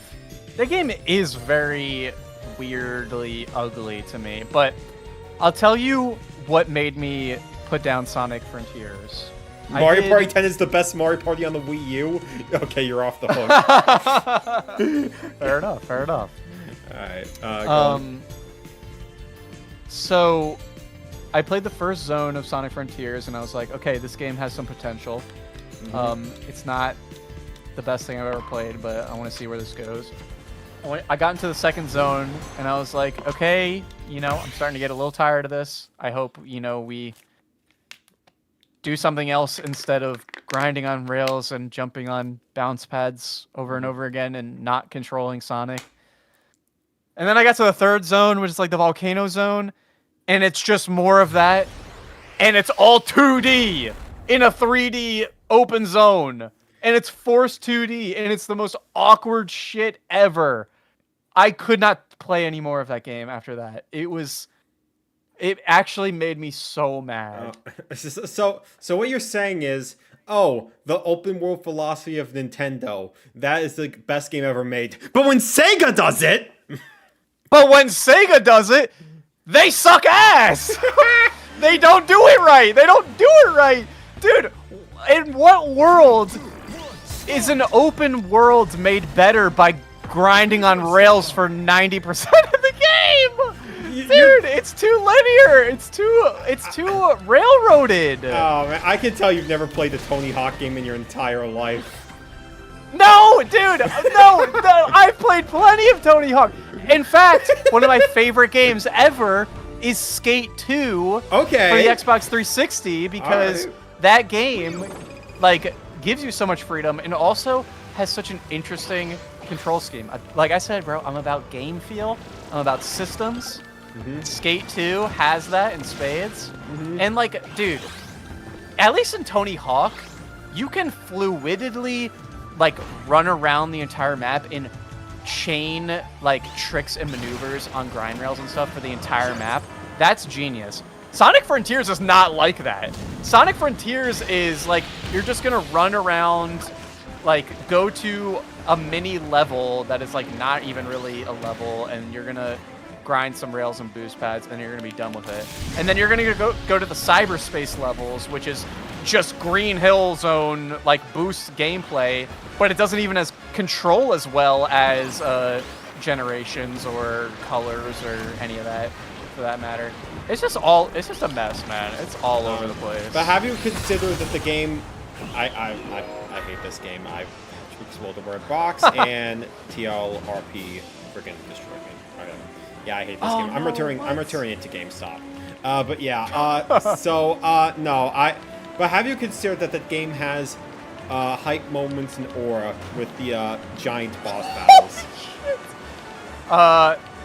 The boss battles are definitely the best part. That's for sure. Especially the first one. Yeah, the music goes insane. Yeah, For every single it actually does. Best Sonic music ever made. It definitely scratched that Sonic Adventure 2 itch. Yeah. Because I love Adventure 2, and that was totally in the same vein. Better than Adventure 1? I don't know. I don't know where I land on that these days. I actually love both of those games, but I think I like 2 a bit more. Let's freaking go. Yeah, I knew you were on the right side of history. 1 is... I don't know. It's been a long time since I've replayed, but I feel like 1 has kind of more... interesting and freeform level design for Sonic stages, but like the rest of the game, I think in SA2, like the other characters, is a lot better. I'm sorry. Some of my best friends are skateboarding games. What? Did I say that? I don't know if I'm being made fun of. No. It literally is just. No, I think it was just because, like, you know, we were talking about like, oh, like you don't enjoy like friggin' grinding on rails the entire time when we were talking about like Sonic Frontiers, and then we just pivot into like Tony Hawk. It's just like, oh, I don't hate grinding on rails. Some of my best friends are skateboarding games. It's like, it basically is the equivalent of when people go, I'm not racist, I have a black friend. Oh, I got you. Yeah. Yeah, no, Adventure 2, like, that game is just, I mean, that game has City Escape, dude. It has City Escape. It has City Escape. And, like, one of the best, like, a vastly improved Chow Garden, and a really freaking fun multiplayer mode. I actually also really like the mech stuff and the treasure hunting levels. Mm-hmm. Except yes. My take on it is that Knuckles has the better treasure hunting levels and Eggman has the better mech stages. I think it's fair to say, yeah. Like especially that the Eggman one when you're on that like when you're in Metal Harbor. I don't remember what they call that, but that one is where you're just there's like hundreds of like inactive mechs and you're just like blowing up like 100 things at once. Like that shit is so fun. Mm-hmm. Yeah, no, I love. No, I've always been a defender of like the mech stages. It's a nice slower-paced game where it's just like maybe it tackles the Star Fox brain. Ooh. Yeah, no, it definitely hits the Star Fox brain for sure. Yeah, just getting scores with like shooting as many things as you can, like building up high scores and everything. Yeah, and like getting the Master Emerald pieces fast, like you get higher points for that. Just very replayable. It's very replayable. I like replayability. Yeah, like what thing are you doing? What thing are you doing? Big battle. All right, I'm in. Yeah, I was thinking about answering that, but like I just felt like I haven't done it before. But yeah, I own Heroes, but still need to play it. Reese, as someone that played Heroes a lot as a kid, I'm telling you now, don't. I've played a bit of Heroes, and it was not something that ever really vibed with me that much. But the Chaotix are the coolest characters. They ever. are. I'll give you that. That's the best part of Heroes. I'm gonna move oh my God, my screen for a second so people can see the point totals. Oh man, but like I'm getting worked right now. Yeah, I'm getting gaslighted, gate capped, and bill lost. But like but no, like I've always no, Sonic Heroes is one of those games where like the controls in that game were just so freaking slippery and just so like it feels like I turn left a little bit and I just jolt like 1,000 meters to the left. They had it so right in Adventure 2 as well. I don't really know what happened there. Yeah, I think it's just like trying to like appeal to getting like 3 different characters at once, but just like the fact that they all play differently from each other. Stop killing me! I think the fact that they all play super differently from each other sort of makes it so like each field of play makes it so no one field of play is ever used to complete, like their like they're feeling incomplete. Yeah, like flying in particular feels awful in that game. Yeah, and one thing I loved in the adventure games is like when you're doing the treasure hunting levels, you're not only a brawler, like you're also fast as hell, and running around those stages and gliding freely is super fun. And yeah, it's like you're so right about that. Just like all the characters are just a shell of their former selves. Mm-hmm. Yeah, the story isn't anything that special either. Like it's fine, But it's just like, I mean, the chaotics are peak. I'll say that much. But Yeah. but like, and I will say like, oh yeah, a freaking fork found in kitchen. The music I would say is like probably the best in a 3D Sonic game. Yeah? I gotta get into that soundtrack then. I need to... Yeah, freaking like each theme is like represented like so well based on like, you know, the songs and play the vocal themes. There's so much variety in there. Freaking like What I'm Made Of is probably my favorite Crush 40 song. Okay. Yeah, I'm not too familiar with that one, so I need. Yeah, to it plays around like it but- plays during the final boss. So, Gotcha. all right. I think it's time. Let me see how many people we got in here. We got a solid 6. Okay. I think it's time to put our grievances aside and do a little bit of a team relay. Oh, okay. All right. Let me see here. You're trying to get me on your team because you don't want to be dusted by me like last time. I see. I never said I'd be inviting you on. Oh.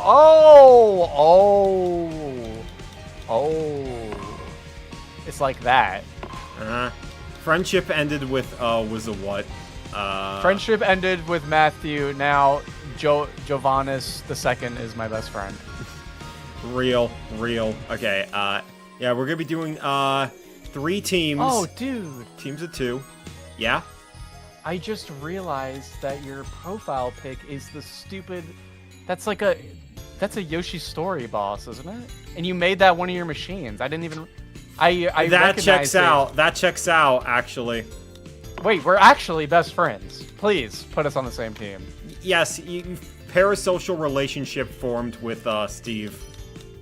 Yeah. Who?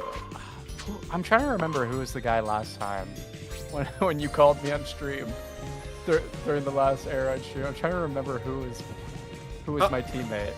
Oh, I can't remember what that guy's name was. I don't remember. It was the stream with Reese. I don't think it was teamed with you. Well, because when I was playing in those lobbies, and there was a guy on my team for the relay, and we were talking shit to each other, and then I was saying that guy was my best friend. Yeah. Okay. All right. I'm very fickle with my best friendship.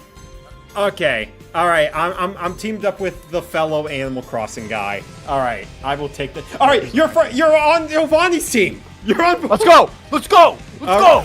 All right. Freaking this one is gonna be this one's gonna be the real game changer right here. Oh man. Lock in. Lock in. I am locking in to save my life. I'm on my hands and knees. I have to win this, okay? You're on your hands and knees. My mama's kind of homeless, okay? Matthew, my mama's kind of homeless. I need this, Matthew. Steve, why are you trying not to laugh, bro? All right, let's freaking do this. I'm on the Smiling Friends Charlie Star. I have to win this. I have to make TLRP smile. Bro, my guy was AFK at the start of the race, and he's on the drag star. We might be cooked. We might be cooked. I still believe, though. I got the shortcut. Oh, maybe it was just lag. The spectator POV is like so laggy for me. It happens sometimes. Yeah, I think it might just be your connection's washed. Yeah, you're probably right. Oh man. Me and the bestie. Oh man. But I guess while we're on this subject of like Switch 2 in particular, I might as well say my most anticipated like Switch 2 game at the moment for Nintendo, since we know we had that Star Fox conversation earlier. This might scare you since you're a Nintendo fan, but I'm looking forward to Fortune's Weave. Dude, no, it doesn't. Okay. I actually want. My resolution is to get into Fire Emblem. But I was so put off by that game being $80. Like, I wanted to get physical for my Switch 2 stuff. Yeah, same. And, yeah, I was so put off by that. But yeah. I think instead of playing Fortune's Weave for me, I'm probably just going to try to play some other Fire Emblems. Like, I have Awakening. I have Awakening as well. On Wii U. on 3DS. So I might play that. I also want to try some of the stuff on NSO. Uh-huh. Because I like it. I like Advance Wars. I've always fucked with Advance Wars. Like I played almost all of those. Uh-huh. So I'm not like afraid of Fire Emblem like most people. But yeah, it was off-putting to see the $80. But yeah, I mean, I'm sure it's probably gonna be good. I mean, luckily, some outlets like Amazon and Walmart and stuff, they do sell it for $70 during the pre-order period. Yeah, that's good. So at the very least, there is a silver lining there. If I can't get it that way, I'll find a way to get it secondhand. But also, yeah, I gotta play Path of Radiance as well. No! I gotta play Path of Radiance. That is on NSO as well. I've always liked playing as Ike in Smash Brothers. So it's just like finding his origin game. It's like finally readily available. I gotta try that. Yeah. Yeah, I have friends that were really into that GameCube one growing up, so it makes me curious about it for sure. TLRP, Yeah, you failed me. You've actually failed me. We won! We won! You're freaking best friends, yeah? The power of friendship prevails. Jeez, I can't believe. Just like the New York Knicks, baby. Like all good things in life. Like all good things. The power of friendship. I can't believe it. I can't believe it. No, yeah, but in terms of like Nintendo games in general, even if we ignore Switch 2, I'm looking forward to Rhythm Heaven Groove so much. Oh wait, were you trolling when you said Fire Emblem, or you actually? Well, I was talking like Switch 2 games in particular. Oh, okay. Because Rhythm Heaven was like a Switch 1, and I will eat up Rhythm Heaven like it's Thanksgiving dinner. Yeah, no, Rhythm Heaven looks pretty sick. I've never played a Rhythm Heaven game, but I think what sold it for me this time was like they showed off multiplayer and that RPG like turn-based mode. Yeah. Like, oh, okay. So like it's not just like, you know, the same like rhythm gameplay all the time. There's depth to it. And also having the multiplayer is such a big boon for me because like I'm always looking for simple multiplayer stuff that I can play with the girlfriend. So it's like it fits so many needs for me, and it's cheap. So yeah, $40. $40. It's crazy. I wonder if this guy likes Puyo Puyo. I'm joining the garage. Yeah. We're in the garage. Yeah, no, it's good. It looks like a much more in-depth Rhythm Heaven experience than I was expecting, and I was gonna buy either way, but like, you trusted a newbie? How was I supposed to know?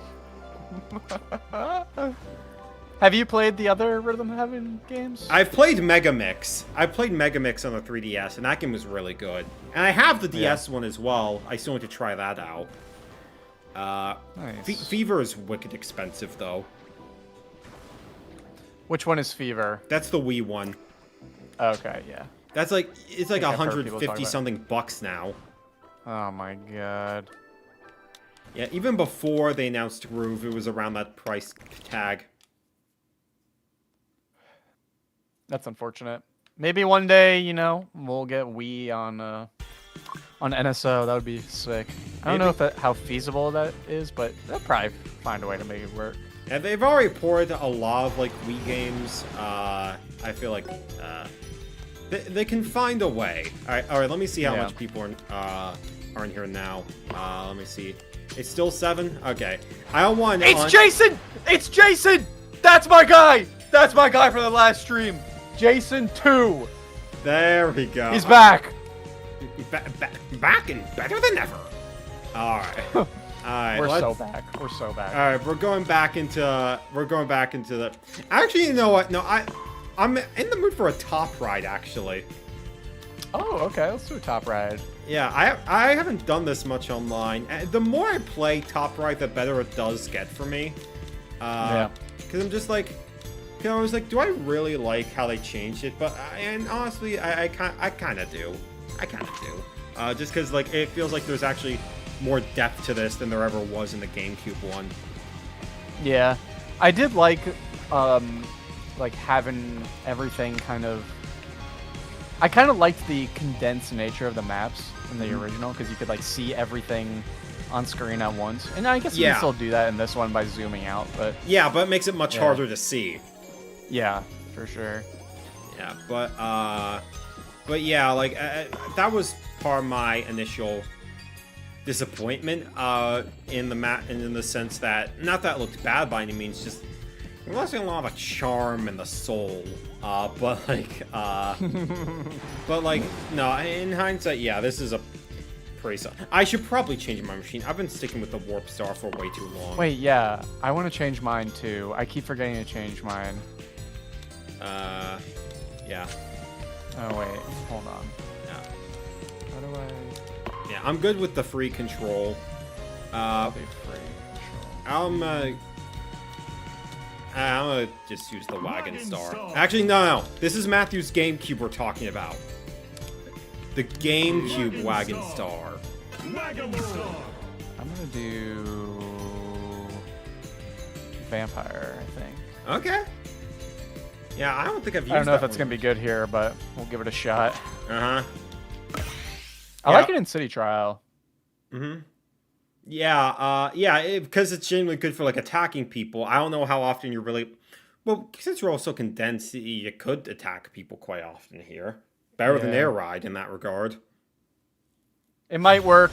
I also wouldn't be surprised if it just fails miserably. Mm-hmm. Using the Formula Star in Top Ride is a bold choice, my friend. I respect it, though. Using the Formula Star, period, is a bold choice. Dude, the Formula Star, when it works, though, is like the funniest shit ever. It's like I've never found a legitimately good use for it in my life.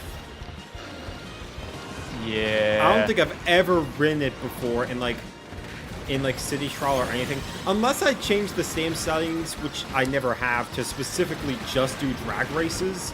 I'm just like, what's the point? I, a while, like, closer to when this game came out, I was doing the, like, Air Ride mode online quite a bit. And I was just trying to, like, figure out for myself, like, what machines were good where. So I was like, yeah, I'm just going to force the Formula Star on, like, every map to see if it's good on anything. And it wasn't really good. It wasn't really that good, but the thing that I noticed is, like, if I could just stick to, like, the middle of the pack by the end of the race and get on that final straightaway, then there was, like, a 50-50 shot. I was just going to pass everybody in an instant. And when you get the photo finish with the freaking Formula Star and you beat everyone is, like, the most satisfying thing ever. It literally is the perfect underdog story. Yeah. Alright, is there a Top Ride map you want to play? I don't know. Is there a way for me to check? I like, have the so options on the stream unfamiliar. right now. I have the options on yeah. the stream. We can do...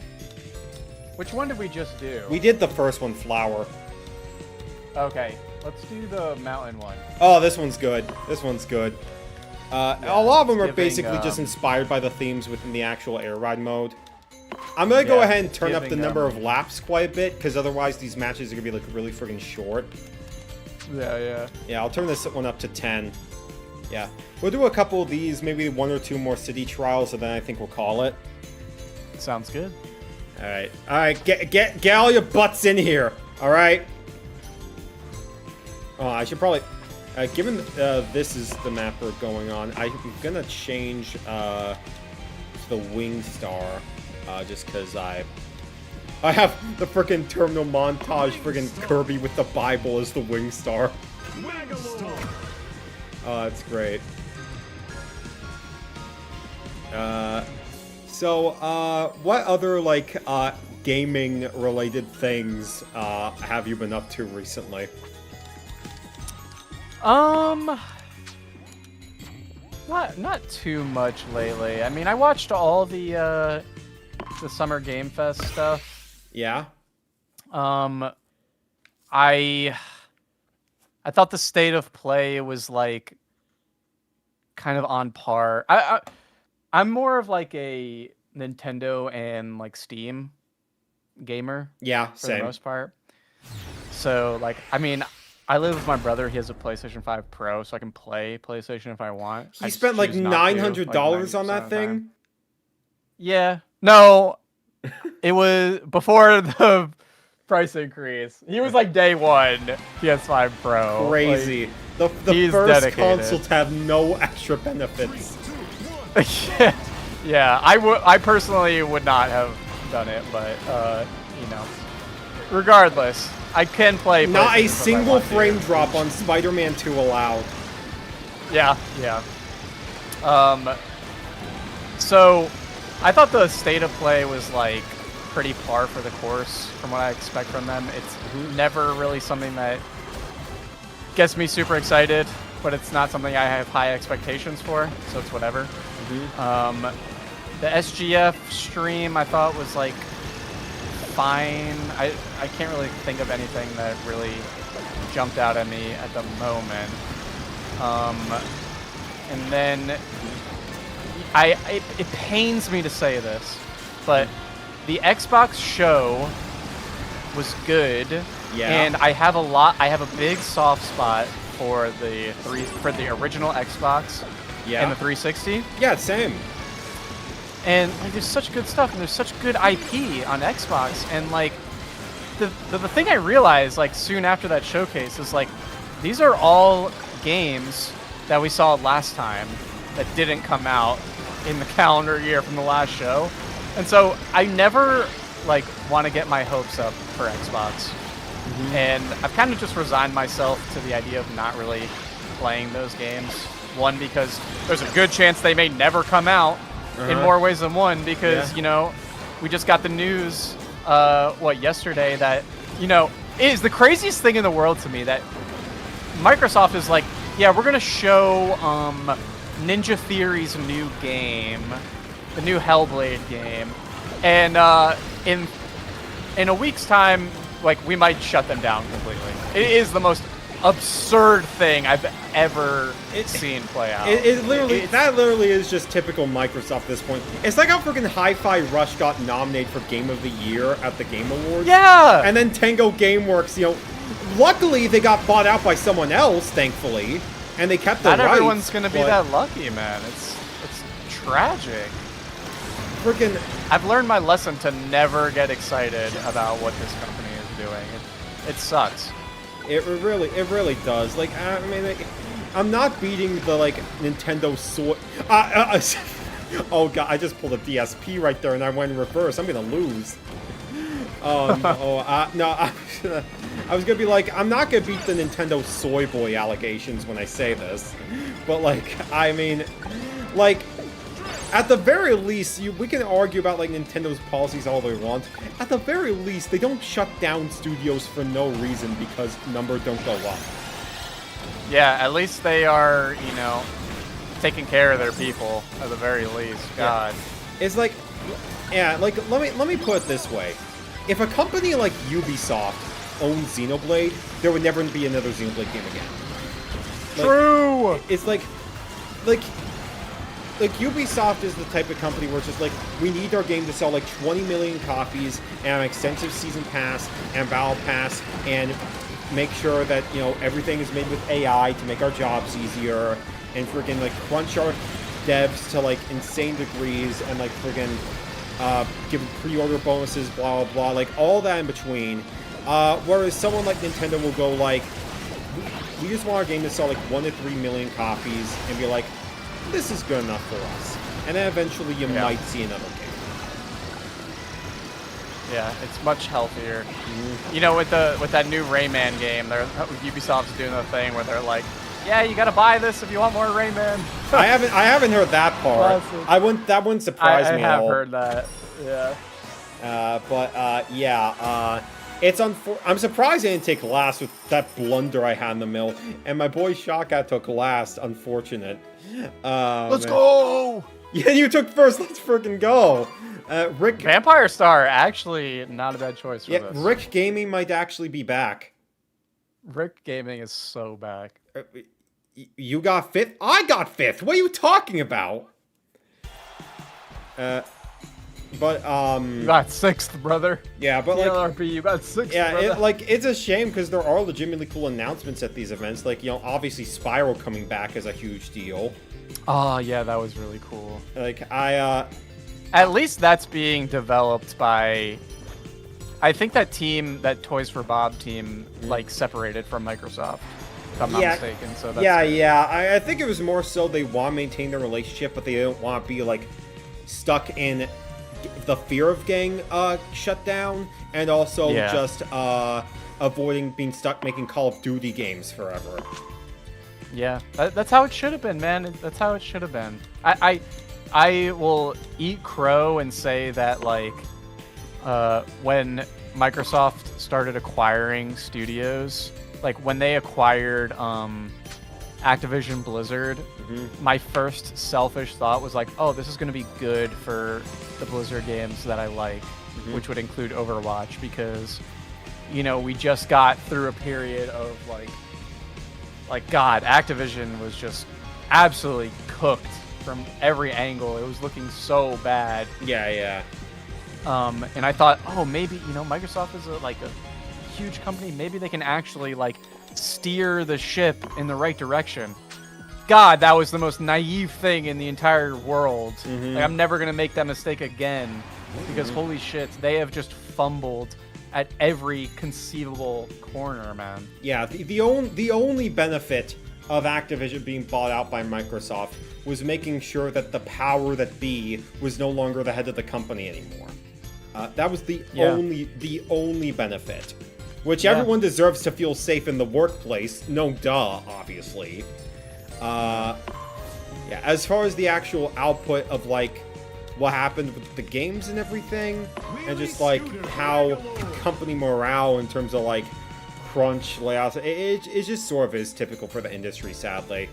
And it makes stuff like, you know, makes big game announcements feel more deflating when you just know, okay, what is the catch here? Like, I want to be... Like, I fear that the final part of the Final Fantasy VII Remake is going to have some AI nonsense in it. Oh, man. Yeah. It's like, for a lot of series, at this point, it's like you don't even want to get attached to a series because there's a good chance that it's just not going to make enough money to be worth pursuing. Like, consider yourself lucky if... Consider yourself lucky if the worst thing to happen to your favorite series is that some of the games aren't very good. Yeah. Which is why me being a Kirby fan is the best thing to ever happen.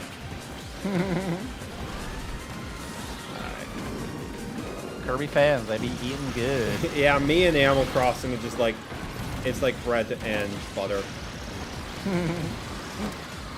Oh man. But yeah, so I guess in terms of like other things, like in terms of like the gaming realm that we, you know, obviously I know you've been cooking with your channel for like many years now, and part of the reason we even reconnected, honestly, was because I slandered you for your Switch 2 take. Yes.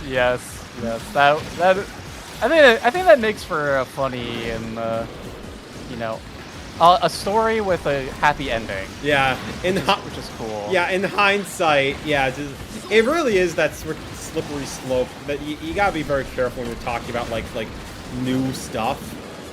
Just because it's always a matter of like expectations versus what we actually end up getting. Yeah. I think where I went wrong with that video was because I think if you watch the entire thing, there's a pretty reasonable perspective that I come to. And like, okay, so for instance, one thing that like I try to do with my videos is like I like that the story that a video takes you on, and not necessarily that there's anything wrong with just like sharing your opinions, like carte blanche or whatever, but yeah, I like to try to like take the viewer kind of like on a journey of like my realizations throughout the process of something. I find that so interesting. That's why I like doing those retrospectives, because I get to learn as I go, and I get to show all the things that I learned in the process of doing it. Instead of just being like, oh yeah, I like this, you know, Yeah. XYZ, you know, Yeah. the typical stuff.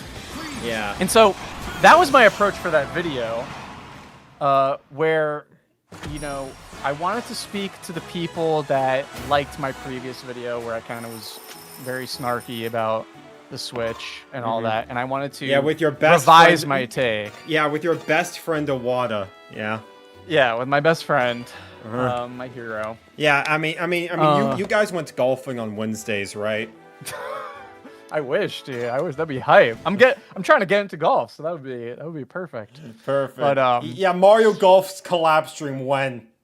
yeah. Oh man, that's the dream. That's the dream. Oh, I unlocked Bangalore finally. Hey, oh yeah, that is one of the things in top right. I think it's revolved around like trying to hit as many enemies as you can. Yeah, it was something with the drill. I like drilled 2 enemies or something like that. You know what? You know what? For that moment, I think you should switch to Magalore and we do another team relay. I got you. We're- Oh, Bangalore. Yeah. Yeah, but like, I really do think a lot of it, yeah, just the weight of like what you knew versus, and like what you want versus what actually happens. Like, that divide is like, and not to say like I'm never guilty of this myself, but it really is just a battle of like expectation versus, just, what is it? What you're actually seeing. And so, crafting a narrative around like whatever story is actually there and your personal experience. It doesn't age well. Yeah. It doesn't age well for sure. Yeah, it's like, yeah, that's definitely the big problem with that. I think it's fine, like predictions. If you're wrong, like when you're predicting stuff, everybody's wrong. Everybody's wrong about predictions all the time, and so it's just a fun like thing to. It should be lighthearted, and it should be not taken with like all the faith in the world, basically. And I think my mistake was I put too much into that. Like I put too much of my usual style into that, and yeah, and so I relied on the audience giving me the benefit of the doubt to get through the snark and see the actual reason perspective. Yeah. And that was too much to expect from people. Yeah, I was just like, because usually what you make is generally like retrospective stuff. And so, when you try and apply that to something that hasn't even come out yet, obviously I think, you know, the priorities are going to be a bit more skewed if you're going to like write within that style. Yeah, I mean, yeah, I think rather than it's like, I don't know. Oh, we're already programmed on the same think, teams. Let's go. I think was my approach like flawed? Maybe yes. I think the bigger problem for me was like, I think I just put too much effort into it, put too much faith into it, and too much gravitas. Like, and maybe that's what you're saying, where like the story aspect, the gravitas to it, the importance, like inflating the importance of it, that's probably where I went wrong. And it just wasn't necessary because, yeah, it's going to be out of date in like 2 weeks. Yeah, it's like likely. that was sort of my problem when I was initially watching it. It felt like you were trying to make like a factual statement out of something where we didn't know what like it was, how it was actually going to be by the end of it. Yeah. Whereas like, you know, videos like Star Fox or like Pikmin, for example, you know, those games are already solved cases. We know the story behind them. It's all a matter of like what you end up taking away from them. Yeah.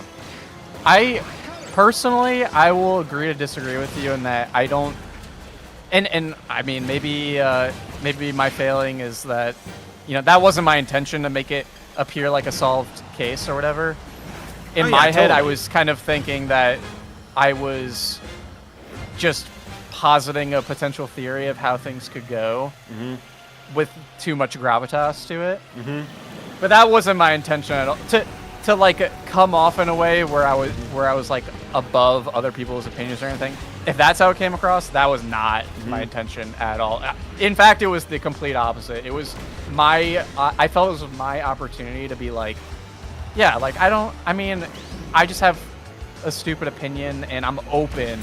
Like, here's why, like, I'm not married to this opinion of, like, the old Nintendo being the undisputed GOAT Nintendo. Like, they can win me over, and here's how they can do that. It's kind of like what I was going for. Yeah, which, like, by the end of the video, you know, we definitely got a much better idea of that, for sure.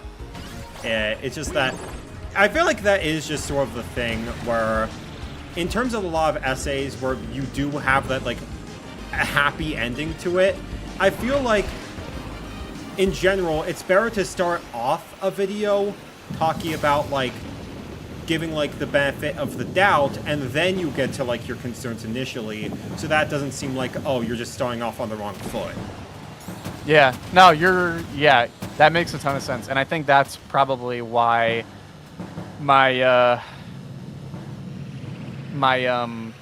I missed the old Nintendo video did a lot better because that's kind of like how I did that. It wasn't. It was like more self-aware, where I was like, instead of being like right off the rip like, oh, I hate this and that and this and that, it was more like, am I the only person that feels this way? It's like my call to find other people that feel similarly, and I understand that I'm in the clear minority here, but I got to get this off my chest. It's like, I think people responded to that a lot better. Yeah, definitely. I can see that, just because, especially with like a lot of Wii U nostalgia too, and how people feel like Nintendo acted differently when they were a bit more transparent than they are just, you know, okay, we're just gonna announce games and that's it. And like, I totally get that in that regard. But yeah, I think that is just the. Yeah, now granted, this was before, you know, the first Switch 2 Direct as well. If you made that video after all the prices came out, you would have made bank. Yeah, I should have. I mean, I did do something on my second channel that I think I unlisted at this point, and because that one didn't age well either. and my opinions were more scathing in that than the original. I mean, video, understandably I was very so. upset at first. I mean, understandably so. I think everyone was. Yeah, but now I'm not, and so like I think throughout all that I learned a valuable lesson in that I'm just not really built for the topical, like the stuff that you're doing with this channel right now. Yeah. I'm just not really built for it because I take too long to do things. I fixate on every detail. I try to like put the gravitas into everything. Yeah. When it's not what that kind of content really needs. So yeah, it's why I stopped doing news-related videos on my main channel, because I'm just like, it's just like, for me, just going off of like a hard, like, solved script for that type of thing, when most people are not going to care after a month, I'm just sort of like, for me, it's just like I can get my thoughts out really easy. I've become confident enough in my presentation to be able to. We did get second, by the way. yeah, that's not bad. How was Magalore Gaming for you? It was fine. It was fine. I need more reps. I need more reps to really feel it out, you know? Yeah, I mean, fair enough. Yeah, give it time and you'll be part of the Egg Nation in due time. Okay, so yeah, we'll do a couple more city trials and then we'll call it. But yeah, just, for me, just, I have enough confidence in what I want to say in, like, an unscripted environment. For the first time in, like, over a decade, honestly, where I felt that way.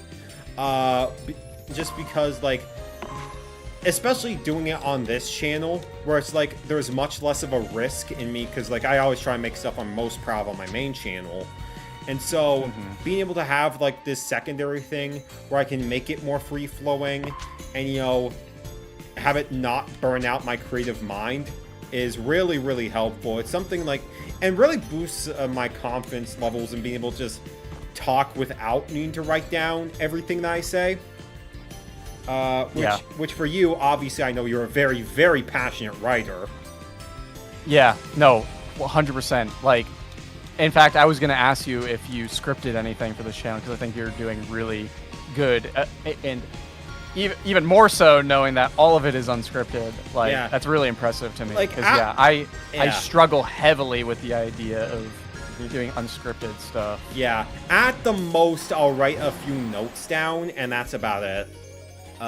For me, it just comes down to just in real life, I'm very good at like bouncing off of others really easily, which is why, you know, doing like collab streams are like really fun for me because it's just really easy for me to like help, you know, keep a conversation flowing with like whoever it is I'm talking, whether it's you or like anyone else that I invite. And so like a lot of this does come like really naturally to me. And like, you know, but I'm right there with you when it comes to like scripting, focusing on like every little detail. That strive for perfectionism, for as impossible as that is, it's something like we as writers like are always striving to accomplish for diminishing returns. Yep, I've been struggling with that for a long time now. And it's something I'm working on. It's something I'm working on, is trying to not chase perfection, not be as precious about everything as I used to. Yeah. Is that partially why you ended up taking the break as long as you did?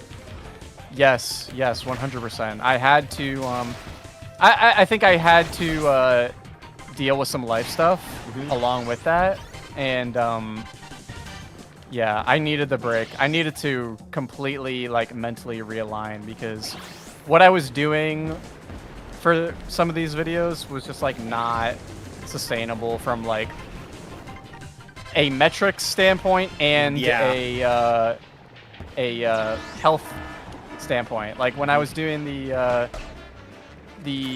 Pikmin, the big Pikmin retrospective that I did, like that video, I was like working, God, like 12 hours a day on. Oh my gosh, like, that is insane. Yeah, because I wanted to release it before Pikmin 4 came out, which I succeeded in my goal. I put it out the day before Pikmin 4 came out. Well, there you go.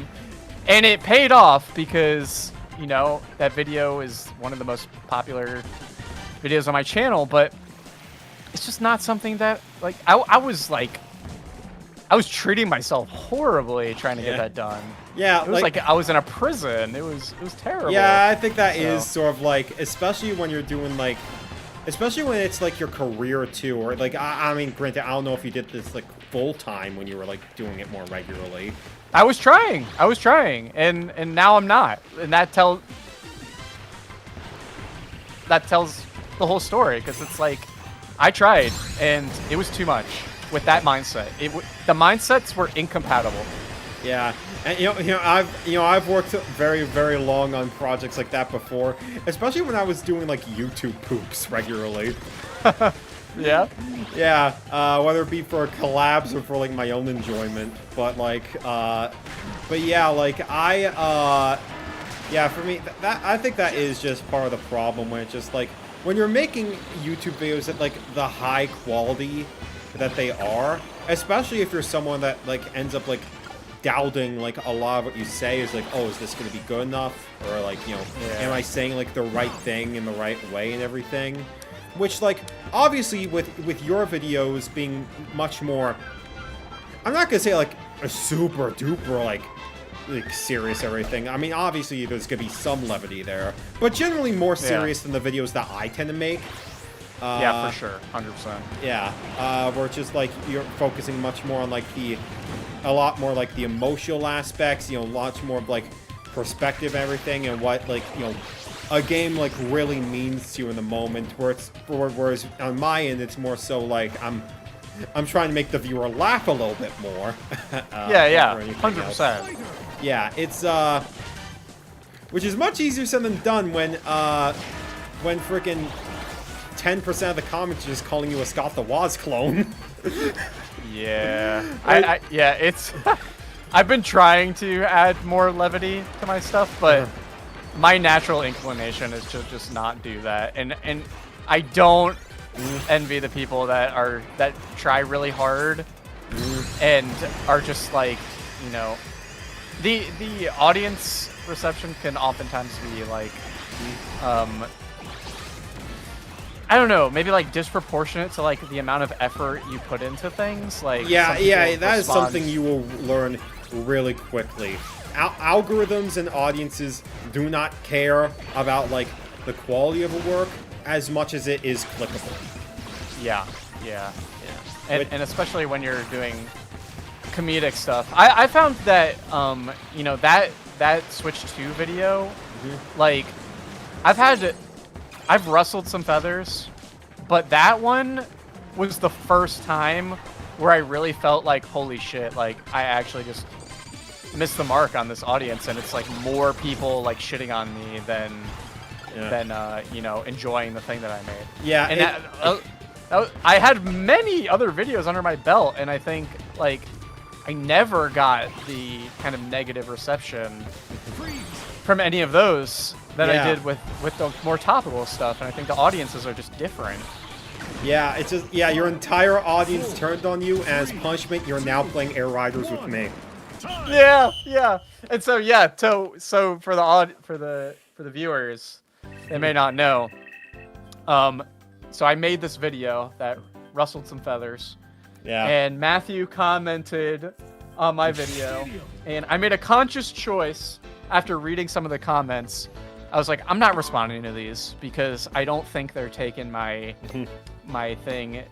They're not giving me the benefit of the doubt at all. So what's the point of responding to somebody that like hasn't actually like watched the whole thing? For me, I just ban them. I'm ruthless when it comes to that sort of thing.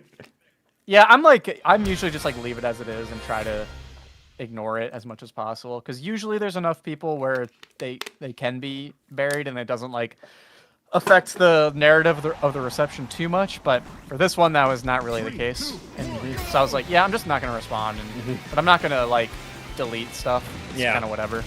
But Matthew commented, and Matthew was one of the people who gave me a very critical comment.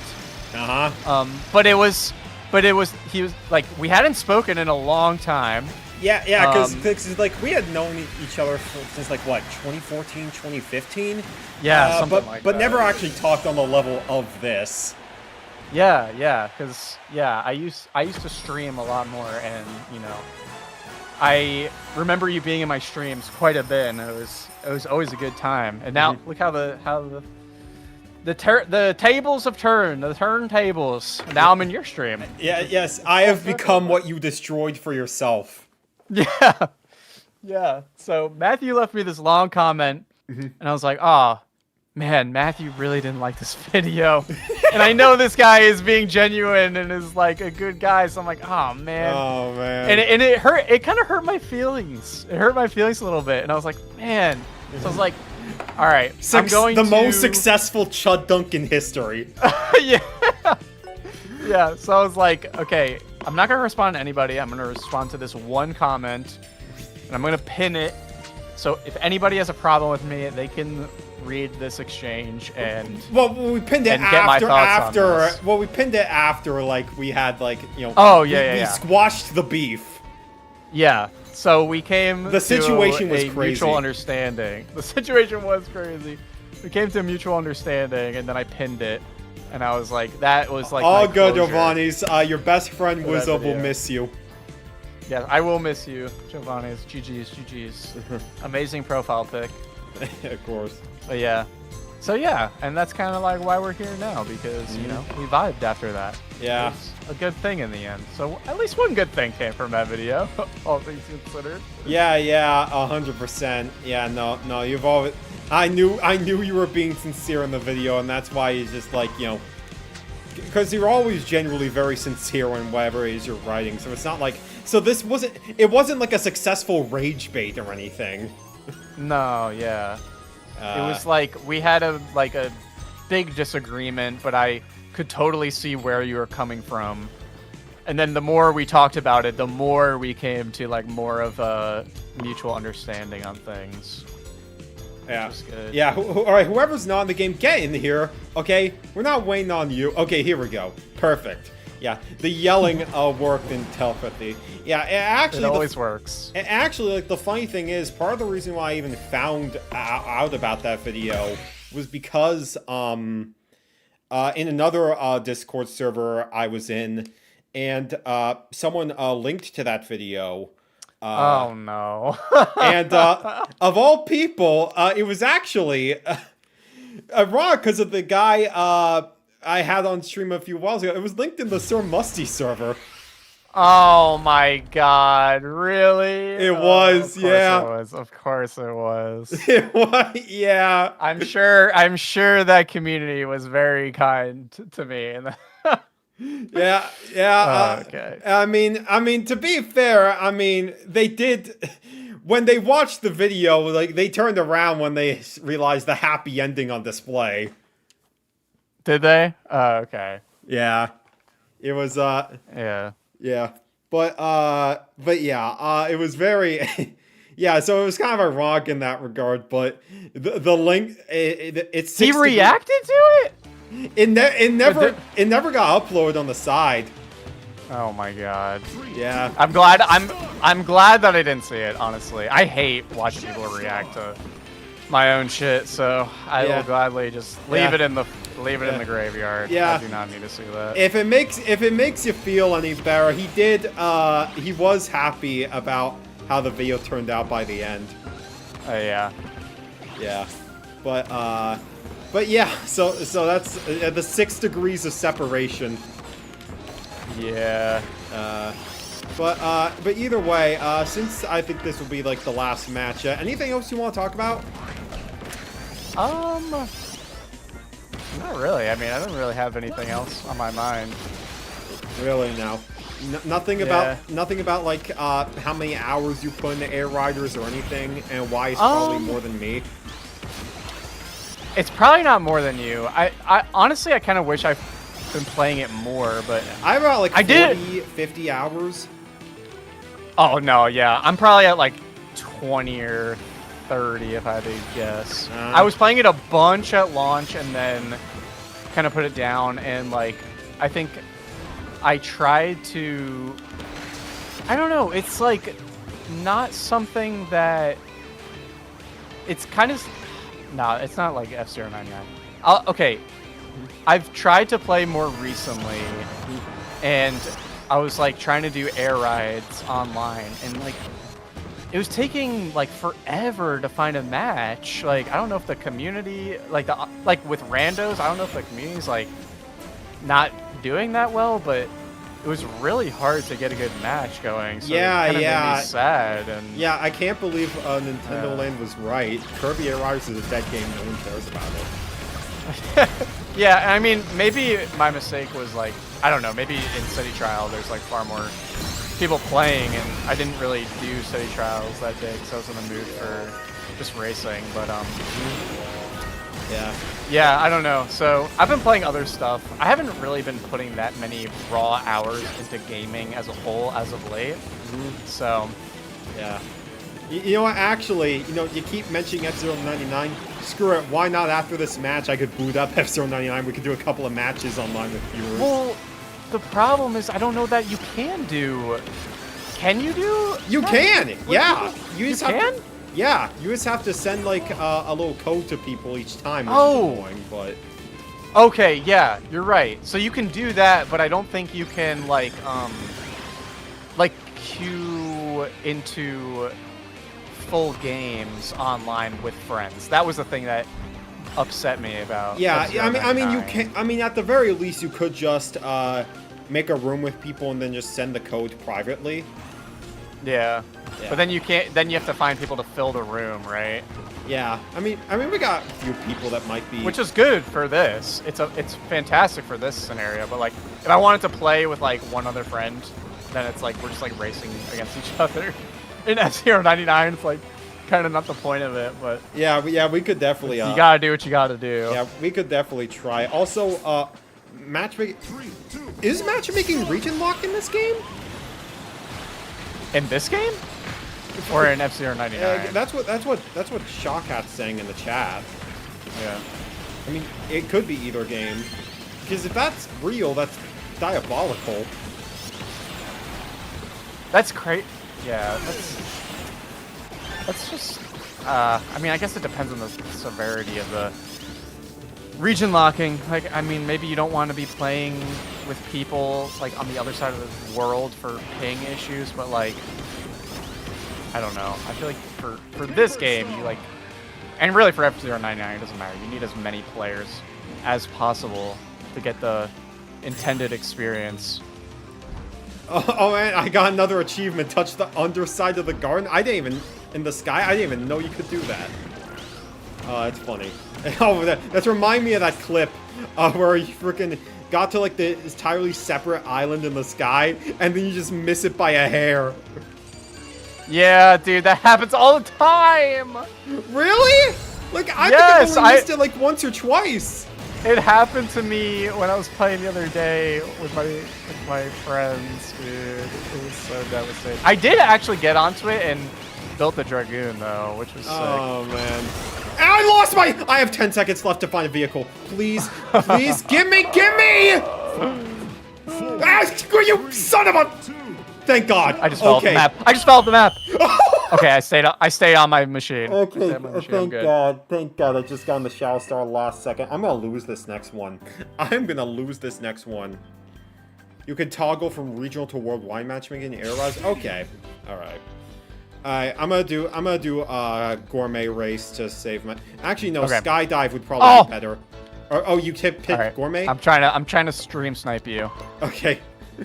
Yeah. My machine will be at a disadvantage. It straight up doesn't work? That's unfortunate. For this game. For Kirby. For Kirby? Right? Yeah, I'm guessing that's what it is. Alright, let's try this thing. I can't matchmake with my friends across the country. Skill issue. Get Ethernet. Oh man. But yeah, I guess also since from the language you were saying earlier, it seems like you're trying to get back into like the VUSA swing with like what, Yoshi's Story? Yeah, so oh my god, I literally am not doing anything. Oh, this machine is horrible for this. Yeah, so I played Yoshi in the Mysterious Book, and I really want to make a video talking about it. Okay. But I started writing, and I realized while writing what I really wanted to do was talk about like not the whole Yoshi series, not like how I've done previously. But, you're telling me you don't want to talk about Yoshi Touch and Go? I don't want to talk about Yoshi Touch and Go. I can't believe but I do. I think that Mysterious Book is kind of like the truest sequel to Yoshi's Story that we've like gotten. I could see that. And so it kind of like the series kind of like came full circle with this game. And so I want to like relitigate the idea of like Yoshi's Story and then how people responded to it, like critics and stuff. 173 points in Gourmet Race? They know. Wait, so you did do Gourmet Race? I switched to Gourmet Race back at the last second because it just... Dude, X-Full is cracked, bro. X-Full is winning everything. Alright. Let's go to the side to like get like a picture with each other, and then and then wait, I gotta switch characters. Yeah. I gotta go back. We'll do that. Try a Bev F-Zero 99 and then call it. Okay. Okay, but go on with Yoshi. Yeah, so I found that like the way people were talking about Mysterious Book, I think there's a absence of like people talking about it in the way that I want to talk about it, and so I want to give it its flowers. How do I? Oh shit! You got the emotes and everything. How do I emote? With the Y button. It's in the corner. Voice chat? Well, that's what we're doing right now. Voice chat? Oh, man. Okay. Yeah, you'll have to see it. And Mark's just sleeping on the side as typical. Yeah, so yeah, I want to use my my understanding of Yoshi's story, fit that into the equation with Mysterious Book, and talk about why I think Mysterious Book is excellent. So that's what I'm working on right now. Yeah, well, I mean, I should give Yoshi's Story like another shot because like, yeah, like I said earlier, it really is a very unique game for what it is, and like I do think it is deserving of a bit more credit. Is it super easy to just go through if you just like are just going through get all the fruits and that's it? Sure, but at least in like an all melon run, you can actually find a little bit of interesting stuff to do in it. Yeah, it's actually, funnily enough, very similar to Star Fox 64, where like the idea is to replay it and get your score up and learn all the weird quirks about how to raise your score, you know, getting all the melons and all that kind of stuff. And then when you replay it and you get to experience all the different levels that you wouldn't normally visit on a first playthrough. Like, I think some people just like play it once, roll credits, and they're like, well, this game was just like, I beat this game in 30 minutes. What is this? This does not compute. But yeah, it gets more interesting the more you play it. Yeah. No, totally. And like, you know, again, the E-A-O song is, of course, you know, all I'm saying is iconic. If the Beatles were a good band, that was what they would make. Exactly. Yeah, so I'm waiting for the update for F-Zero 99 to install, and then we can do a couple of matches. I also am updating. How long has it been since you played it? For me, it's been like a long time. It's been a long time for me, too. Definitely, like, I probably played it once or twice within the last year or so, briefly, but, yeah. It has. I was playing it a ton at launch, and then I made a video on it, and then since I played so much of it for the video, I kind of like had my fill for a while, and then just moved on to other things. Yeah, I mean, yeah, it's the Nintendo you always wanted, and you abandoned it immediately. Yeah, exactly. Yeah. It's funny how that works. Yeah, a shame because it is really freaking good. From what I played of it, it's really great. Yeah. Yeah, we'll do like a couple of matches in here, and like we'll see if you... Oh, we got fireworks in the back. Is there a special event going on? Oh damn. Nice. What we got here? You can now play lucky ranks more than once per day with lucky tokens. You earn 1 token a day even if you don't play, and you can hold up to 6 at once. Leveling up will also earn you lucky tokens. 3 new secret tracks have been added to the game. And they've added so many tracks to this. Okay, a festival event. Collect gem sparks and earn unique rewards. The World Tour is back with a 9-course race across the galaxy. Ooh, okay. Alright, so yeah, I'll go ahead and open up a little private lobby. Game mode. Yeah, we could do a little, Grand Prix. We got private lobby. Yeah. I'll make, alright. Here's the passcode. I'll go ahead and... I'm pretty sure there is a time limit to join. Okay, so what do I do? I hit private lobby and... Yeah, and then just, the passcode is 2222. And you should be able to find it easily. You only got a minute to join, so... Okay, I think I'm joining. Alright. Oh, wait. Maybe I just made my own lobby like an absolute buffoon. Where? No, I'm pretty sure the same lobby, it just applies to, like, everybody. So it's just, I just have to hit private lobby and then enter the passcode. Yeah. To join lobby. Yeah. Okay. I'll go ahead and freaking make it again, just so people have more time. Okay.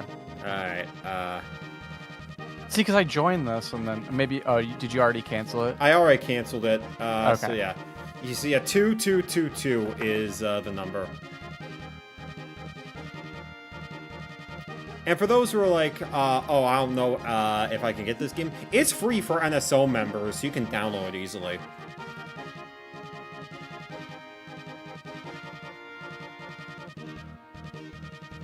See, I joined. It says 1 of 99. Huh. Well, let me go back and check something. Okay. Alright, private lobby. Do I need to, like, set the wait, same no, setting? no, Oh. okay, I'm stupid, no. You have to select the game mode in, like, Pre, too. So I got with Grand Prix in the Night League. You have to select that, too, Okay. as well. Alright. Grand Prix Night League 2222. Yeah, there we go. Yeah, and then you should show Alright. up. Yeah. There we go! There's the Am I guy. in? You see me? I see you. Let's go! Alright, if Look at anyone that, else... See? Yeah, I got the gold goose. Yeah, if anyone else wants to join in, you're welcome to do so. Otherwise, it's just a battle between who is the real Nintendo fan and who's the LARPer. Oh man, yeah. The children yearn for a new F-Zero game. Yeah, I'll be there day one for sure. At the very This was great. Yeah, at the very least. Yeah, I'm glad you had fun today, man. Yeah, dude, this was super fun. Yeah, we got hook up for the golf stream at some point. Yeah. Oh man. Yeah, for like they got Mario Golf on NSO. Once Toadstool Tour hits NSO,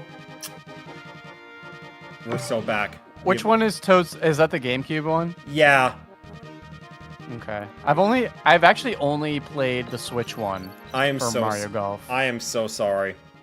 That one is I've not very played good. I've played the Mario Tennis 64 and Aces and Mario Golf Switch. What else?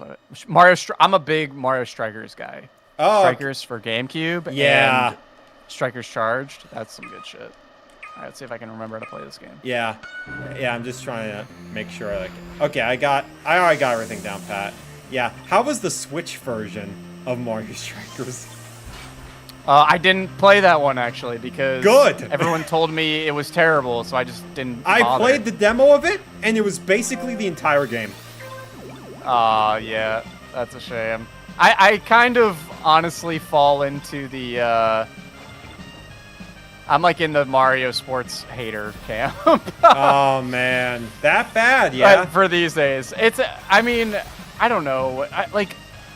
I think when Aces came out, I realized that I didn't want this game as much as I thought I did.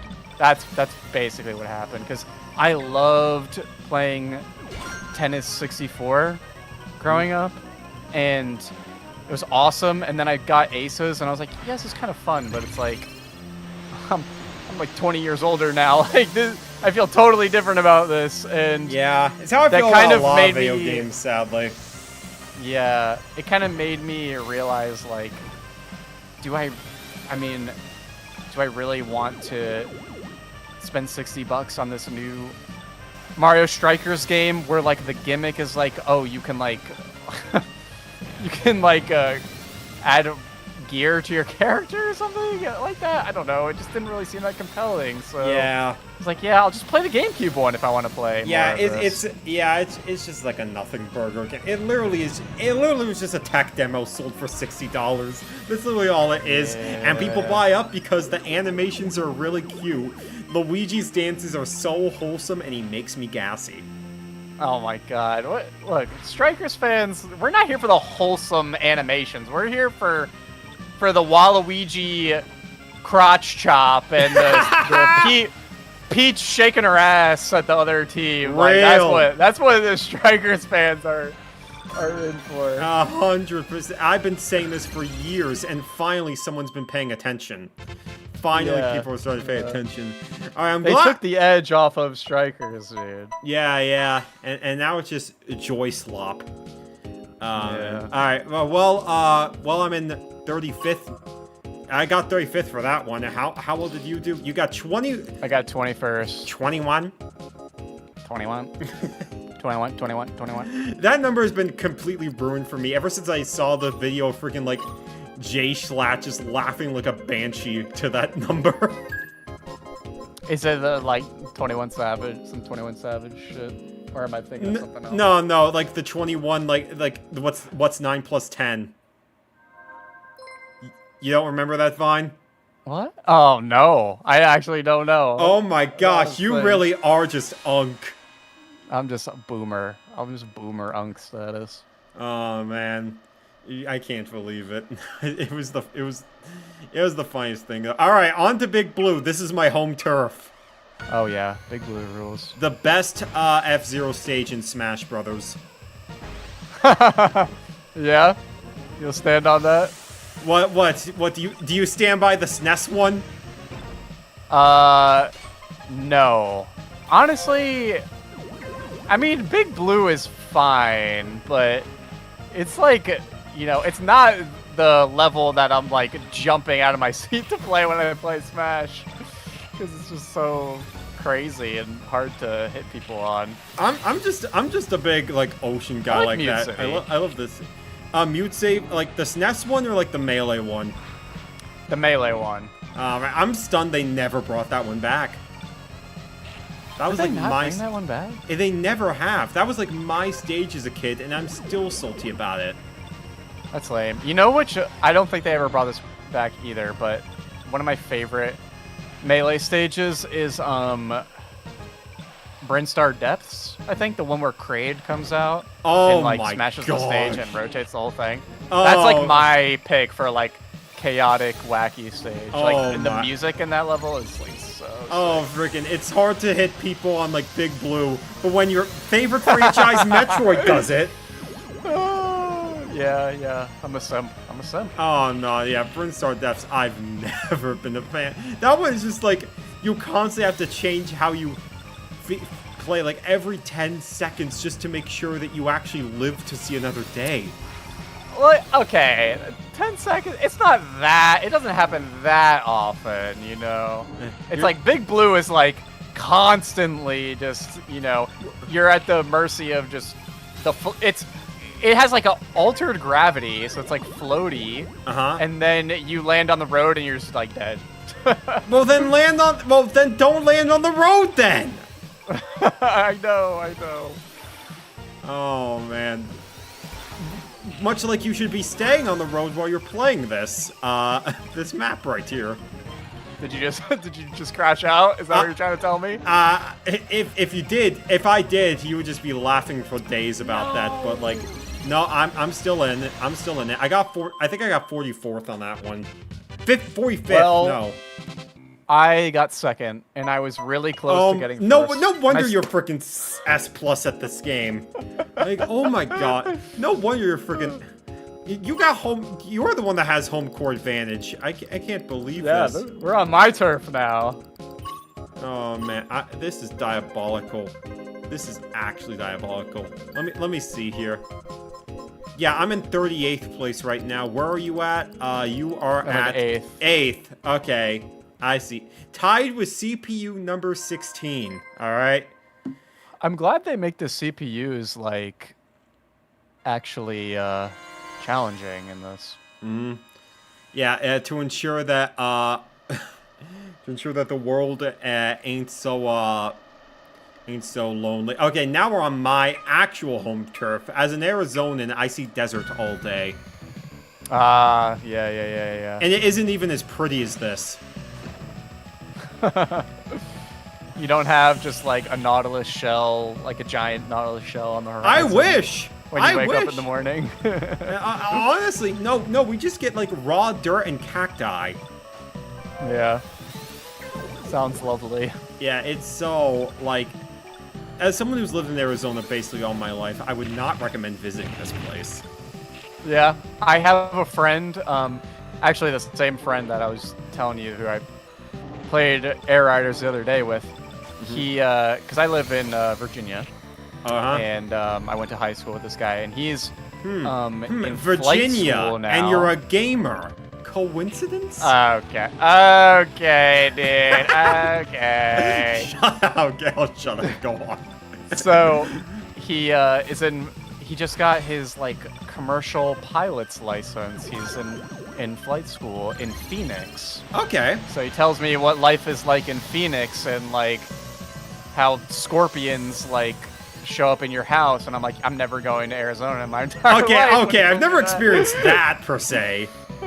He said he's had a scorpion in his bathroom before. Oh, yeah, I just burned the place down at that point.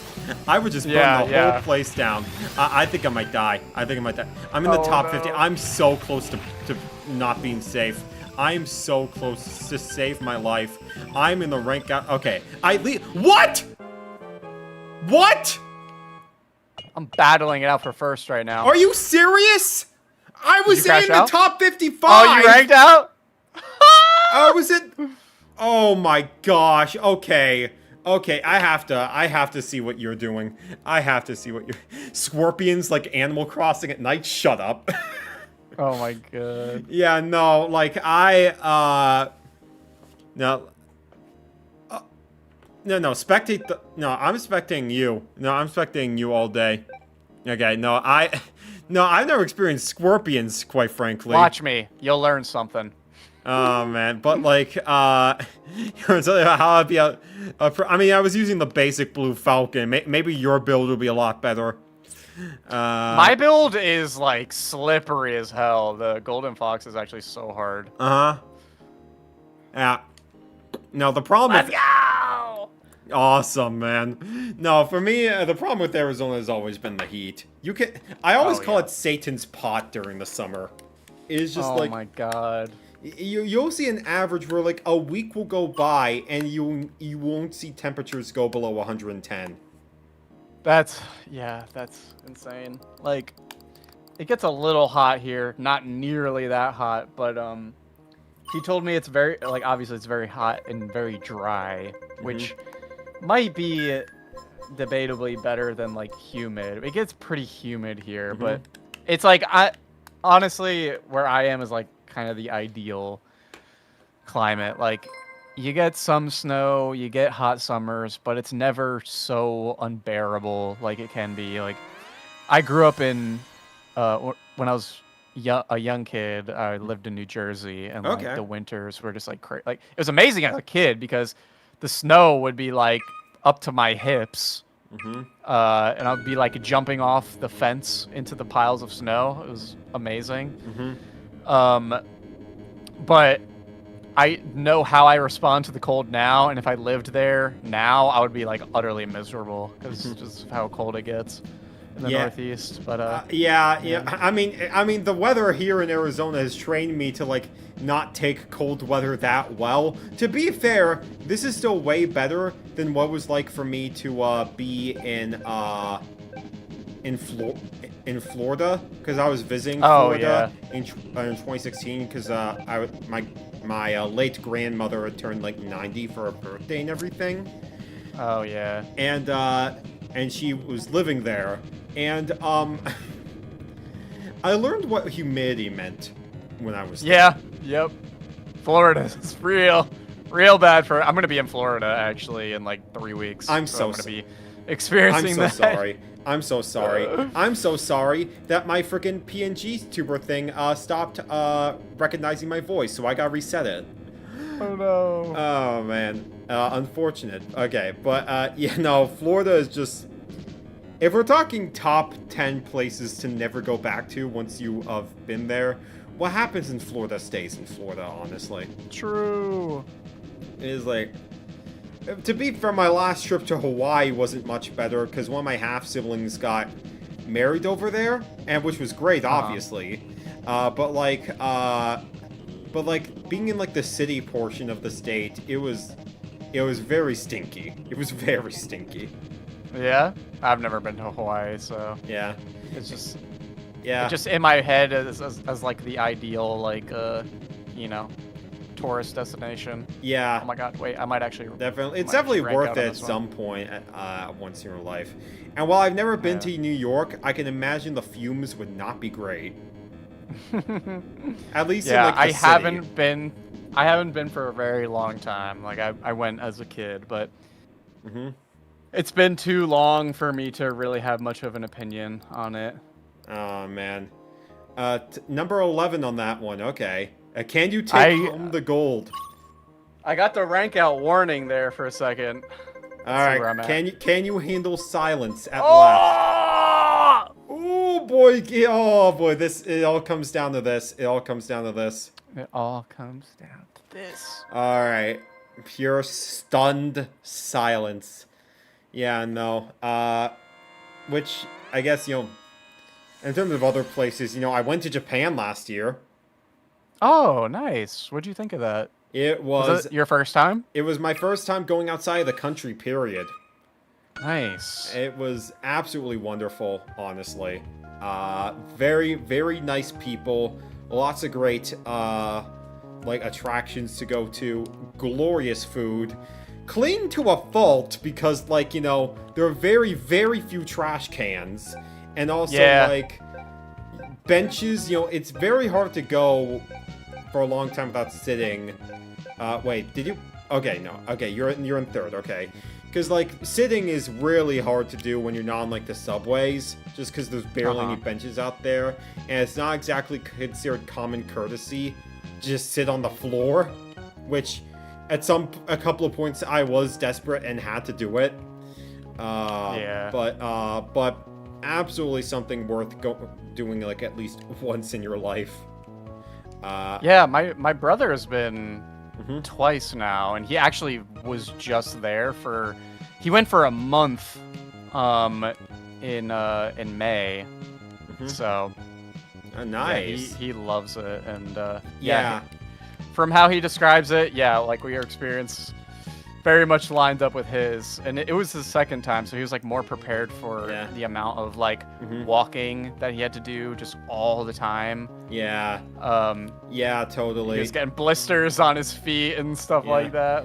Yeah, it's I mean, unusual for what we're used to. Still sounds better than what I went through, because my brother and I went out on the town for a night early on, and I ended up getting kind of sick halfway through the trip. Oh no, that sucks. I still ended up doing everything I wanted to do, because this was a once-in-a-lifetime opportunity. No way was I skipping out, because I went to the Nintendo Museum as well. Oh, nice. How hard was that to get into? It was really just a matter of you got first, let's friggin' go. Wow, this is my game, bro. My game. Yeah. So you aren't a LARPer. You've proven. I told yourself. you. You didn't believe me. You've actually proven. You had me out yourself. to be a LARPer. Okay, I have to test someone to make sure that it's all good.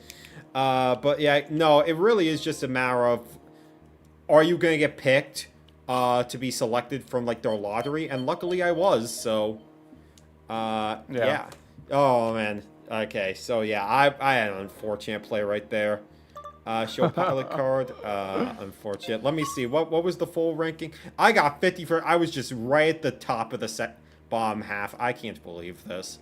I can't believe I got this. first, baby. Let's freaking go! This is a good little spot to end the stream on. So thanks everybody for coming out today. It was really fun playing more Kirby with all of y'all. And guys, can we give a round of applause to the wizawhat? Thank you. Friggin', you can't applaud yourself. Okay, that's my job. Well, somebody's got to applaud. I wasn't hearing any claps. Oh man, hey, I better see some clapping emojis in the chat right now, or you're banned, This is a threat. This is a warning. Oh man. God. But yeah, it was very nice to have you on the stream. We definitely gotta do something like this again sometime. Yeah, for sure. I had a blast. Yeah, and I imagine this was I guess a nice change of pace too, considering the type of stuff that you usually do. You're much more prepared, discussions and your scripted stuff and everything. Yeah, I meant to bring this up earlier, but yeah, I used to stream a lot, and I haven't done it for quite some time, and sometimes I just get the itch, man, and I want to do it, but it's hard. It's hard to want to start up again after not doing it for so long, and I'm kind of temperamental about it. Sometimes I want to do it, and then I get in my own head, and I'm I don't know if I really want to do this. So it's hard for me to get in the headspace. But that's why when somebody asks me if I want to hop on, that's such a nice opportunity to I know chill and have a good time. It's great. Well, I know the perfect opportunity for your comeback stream. Friggin' Star Fox Switch 2 VTuber Falco. Yeah! Will you be the fox to my Falco? I hate to break your heart, but I'm gonna be the Slippy. No! That's fine by me. That's fine by me. We'll find a leader. I can do the typical nerd voice like this, so I'll fit into the role seamlessly. Perfect. But either way, as for me, I'll be back later this week. I gotta do more. We're gonna continue some more Ocarina of Time very soon. Now that the remake is coming, perfect timing, right?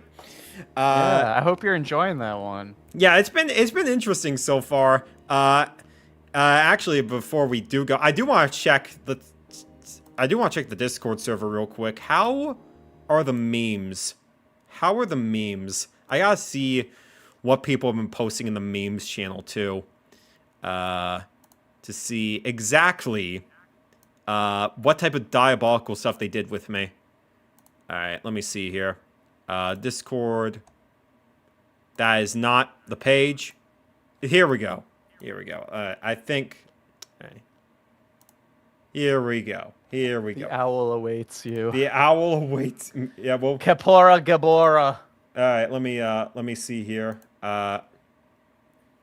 Just Matt. There's a Met from Mega Man. Yeah, it checks out. That is funny though. That is funny. I'll give it that. Yeah. Nice.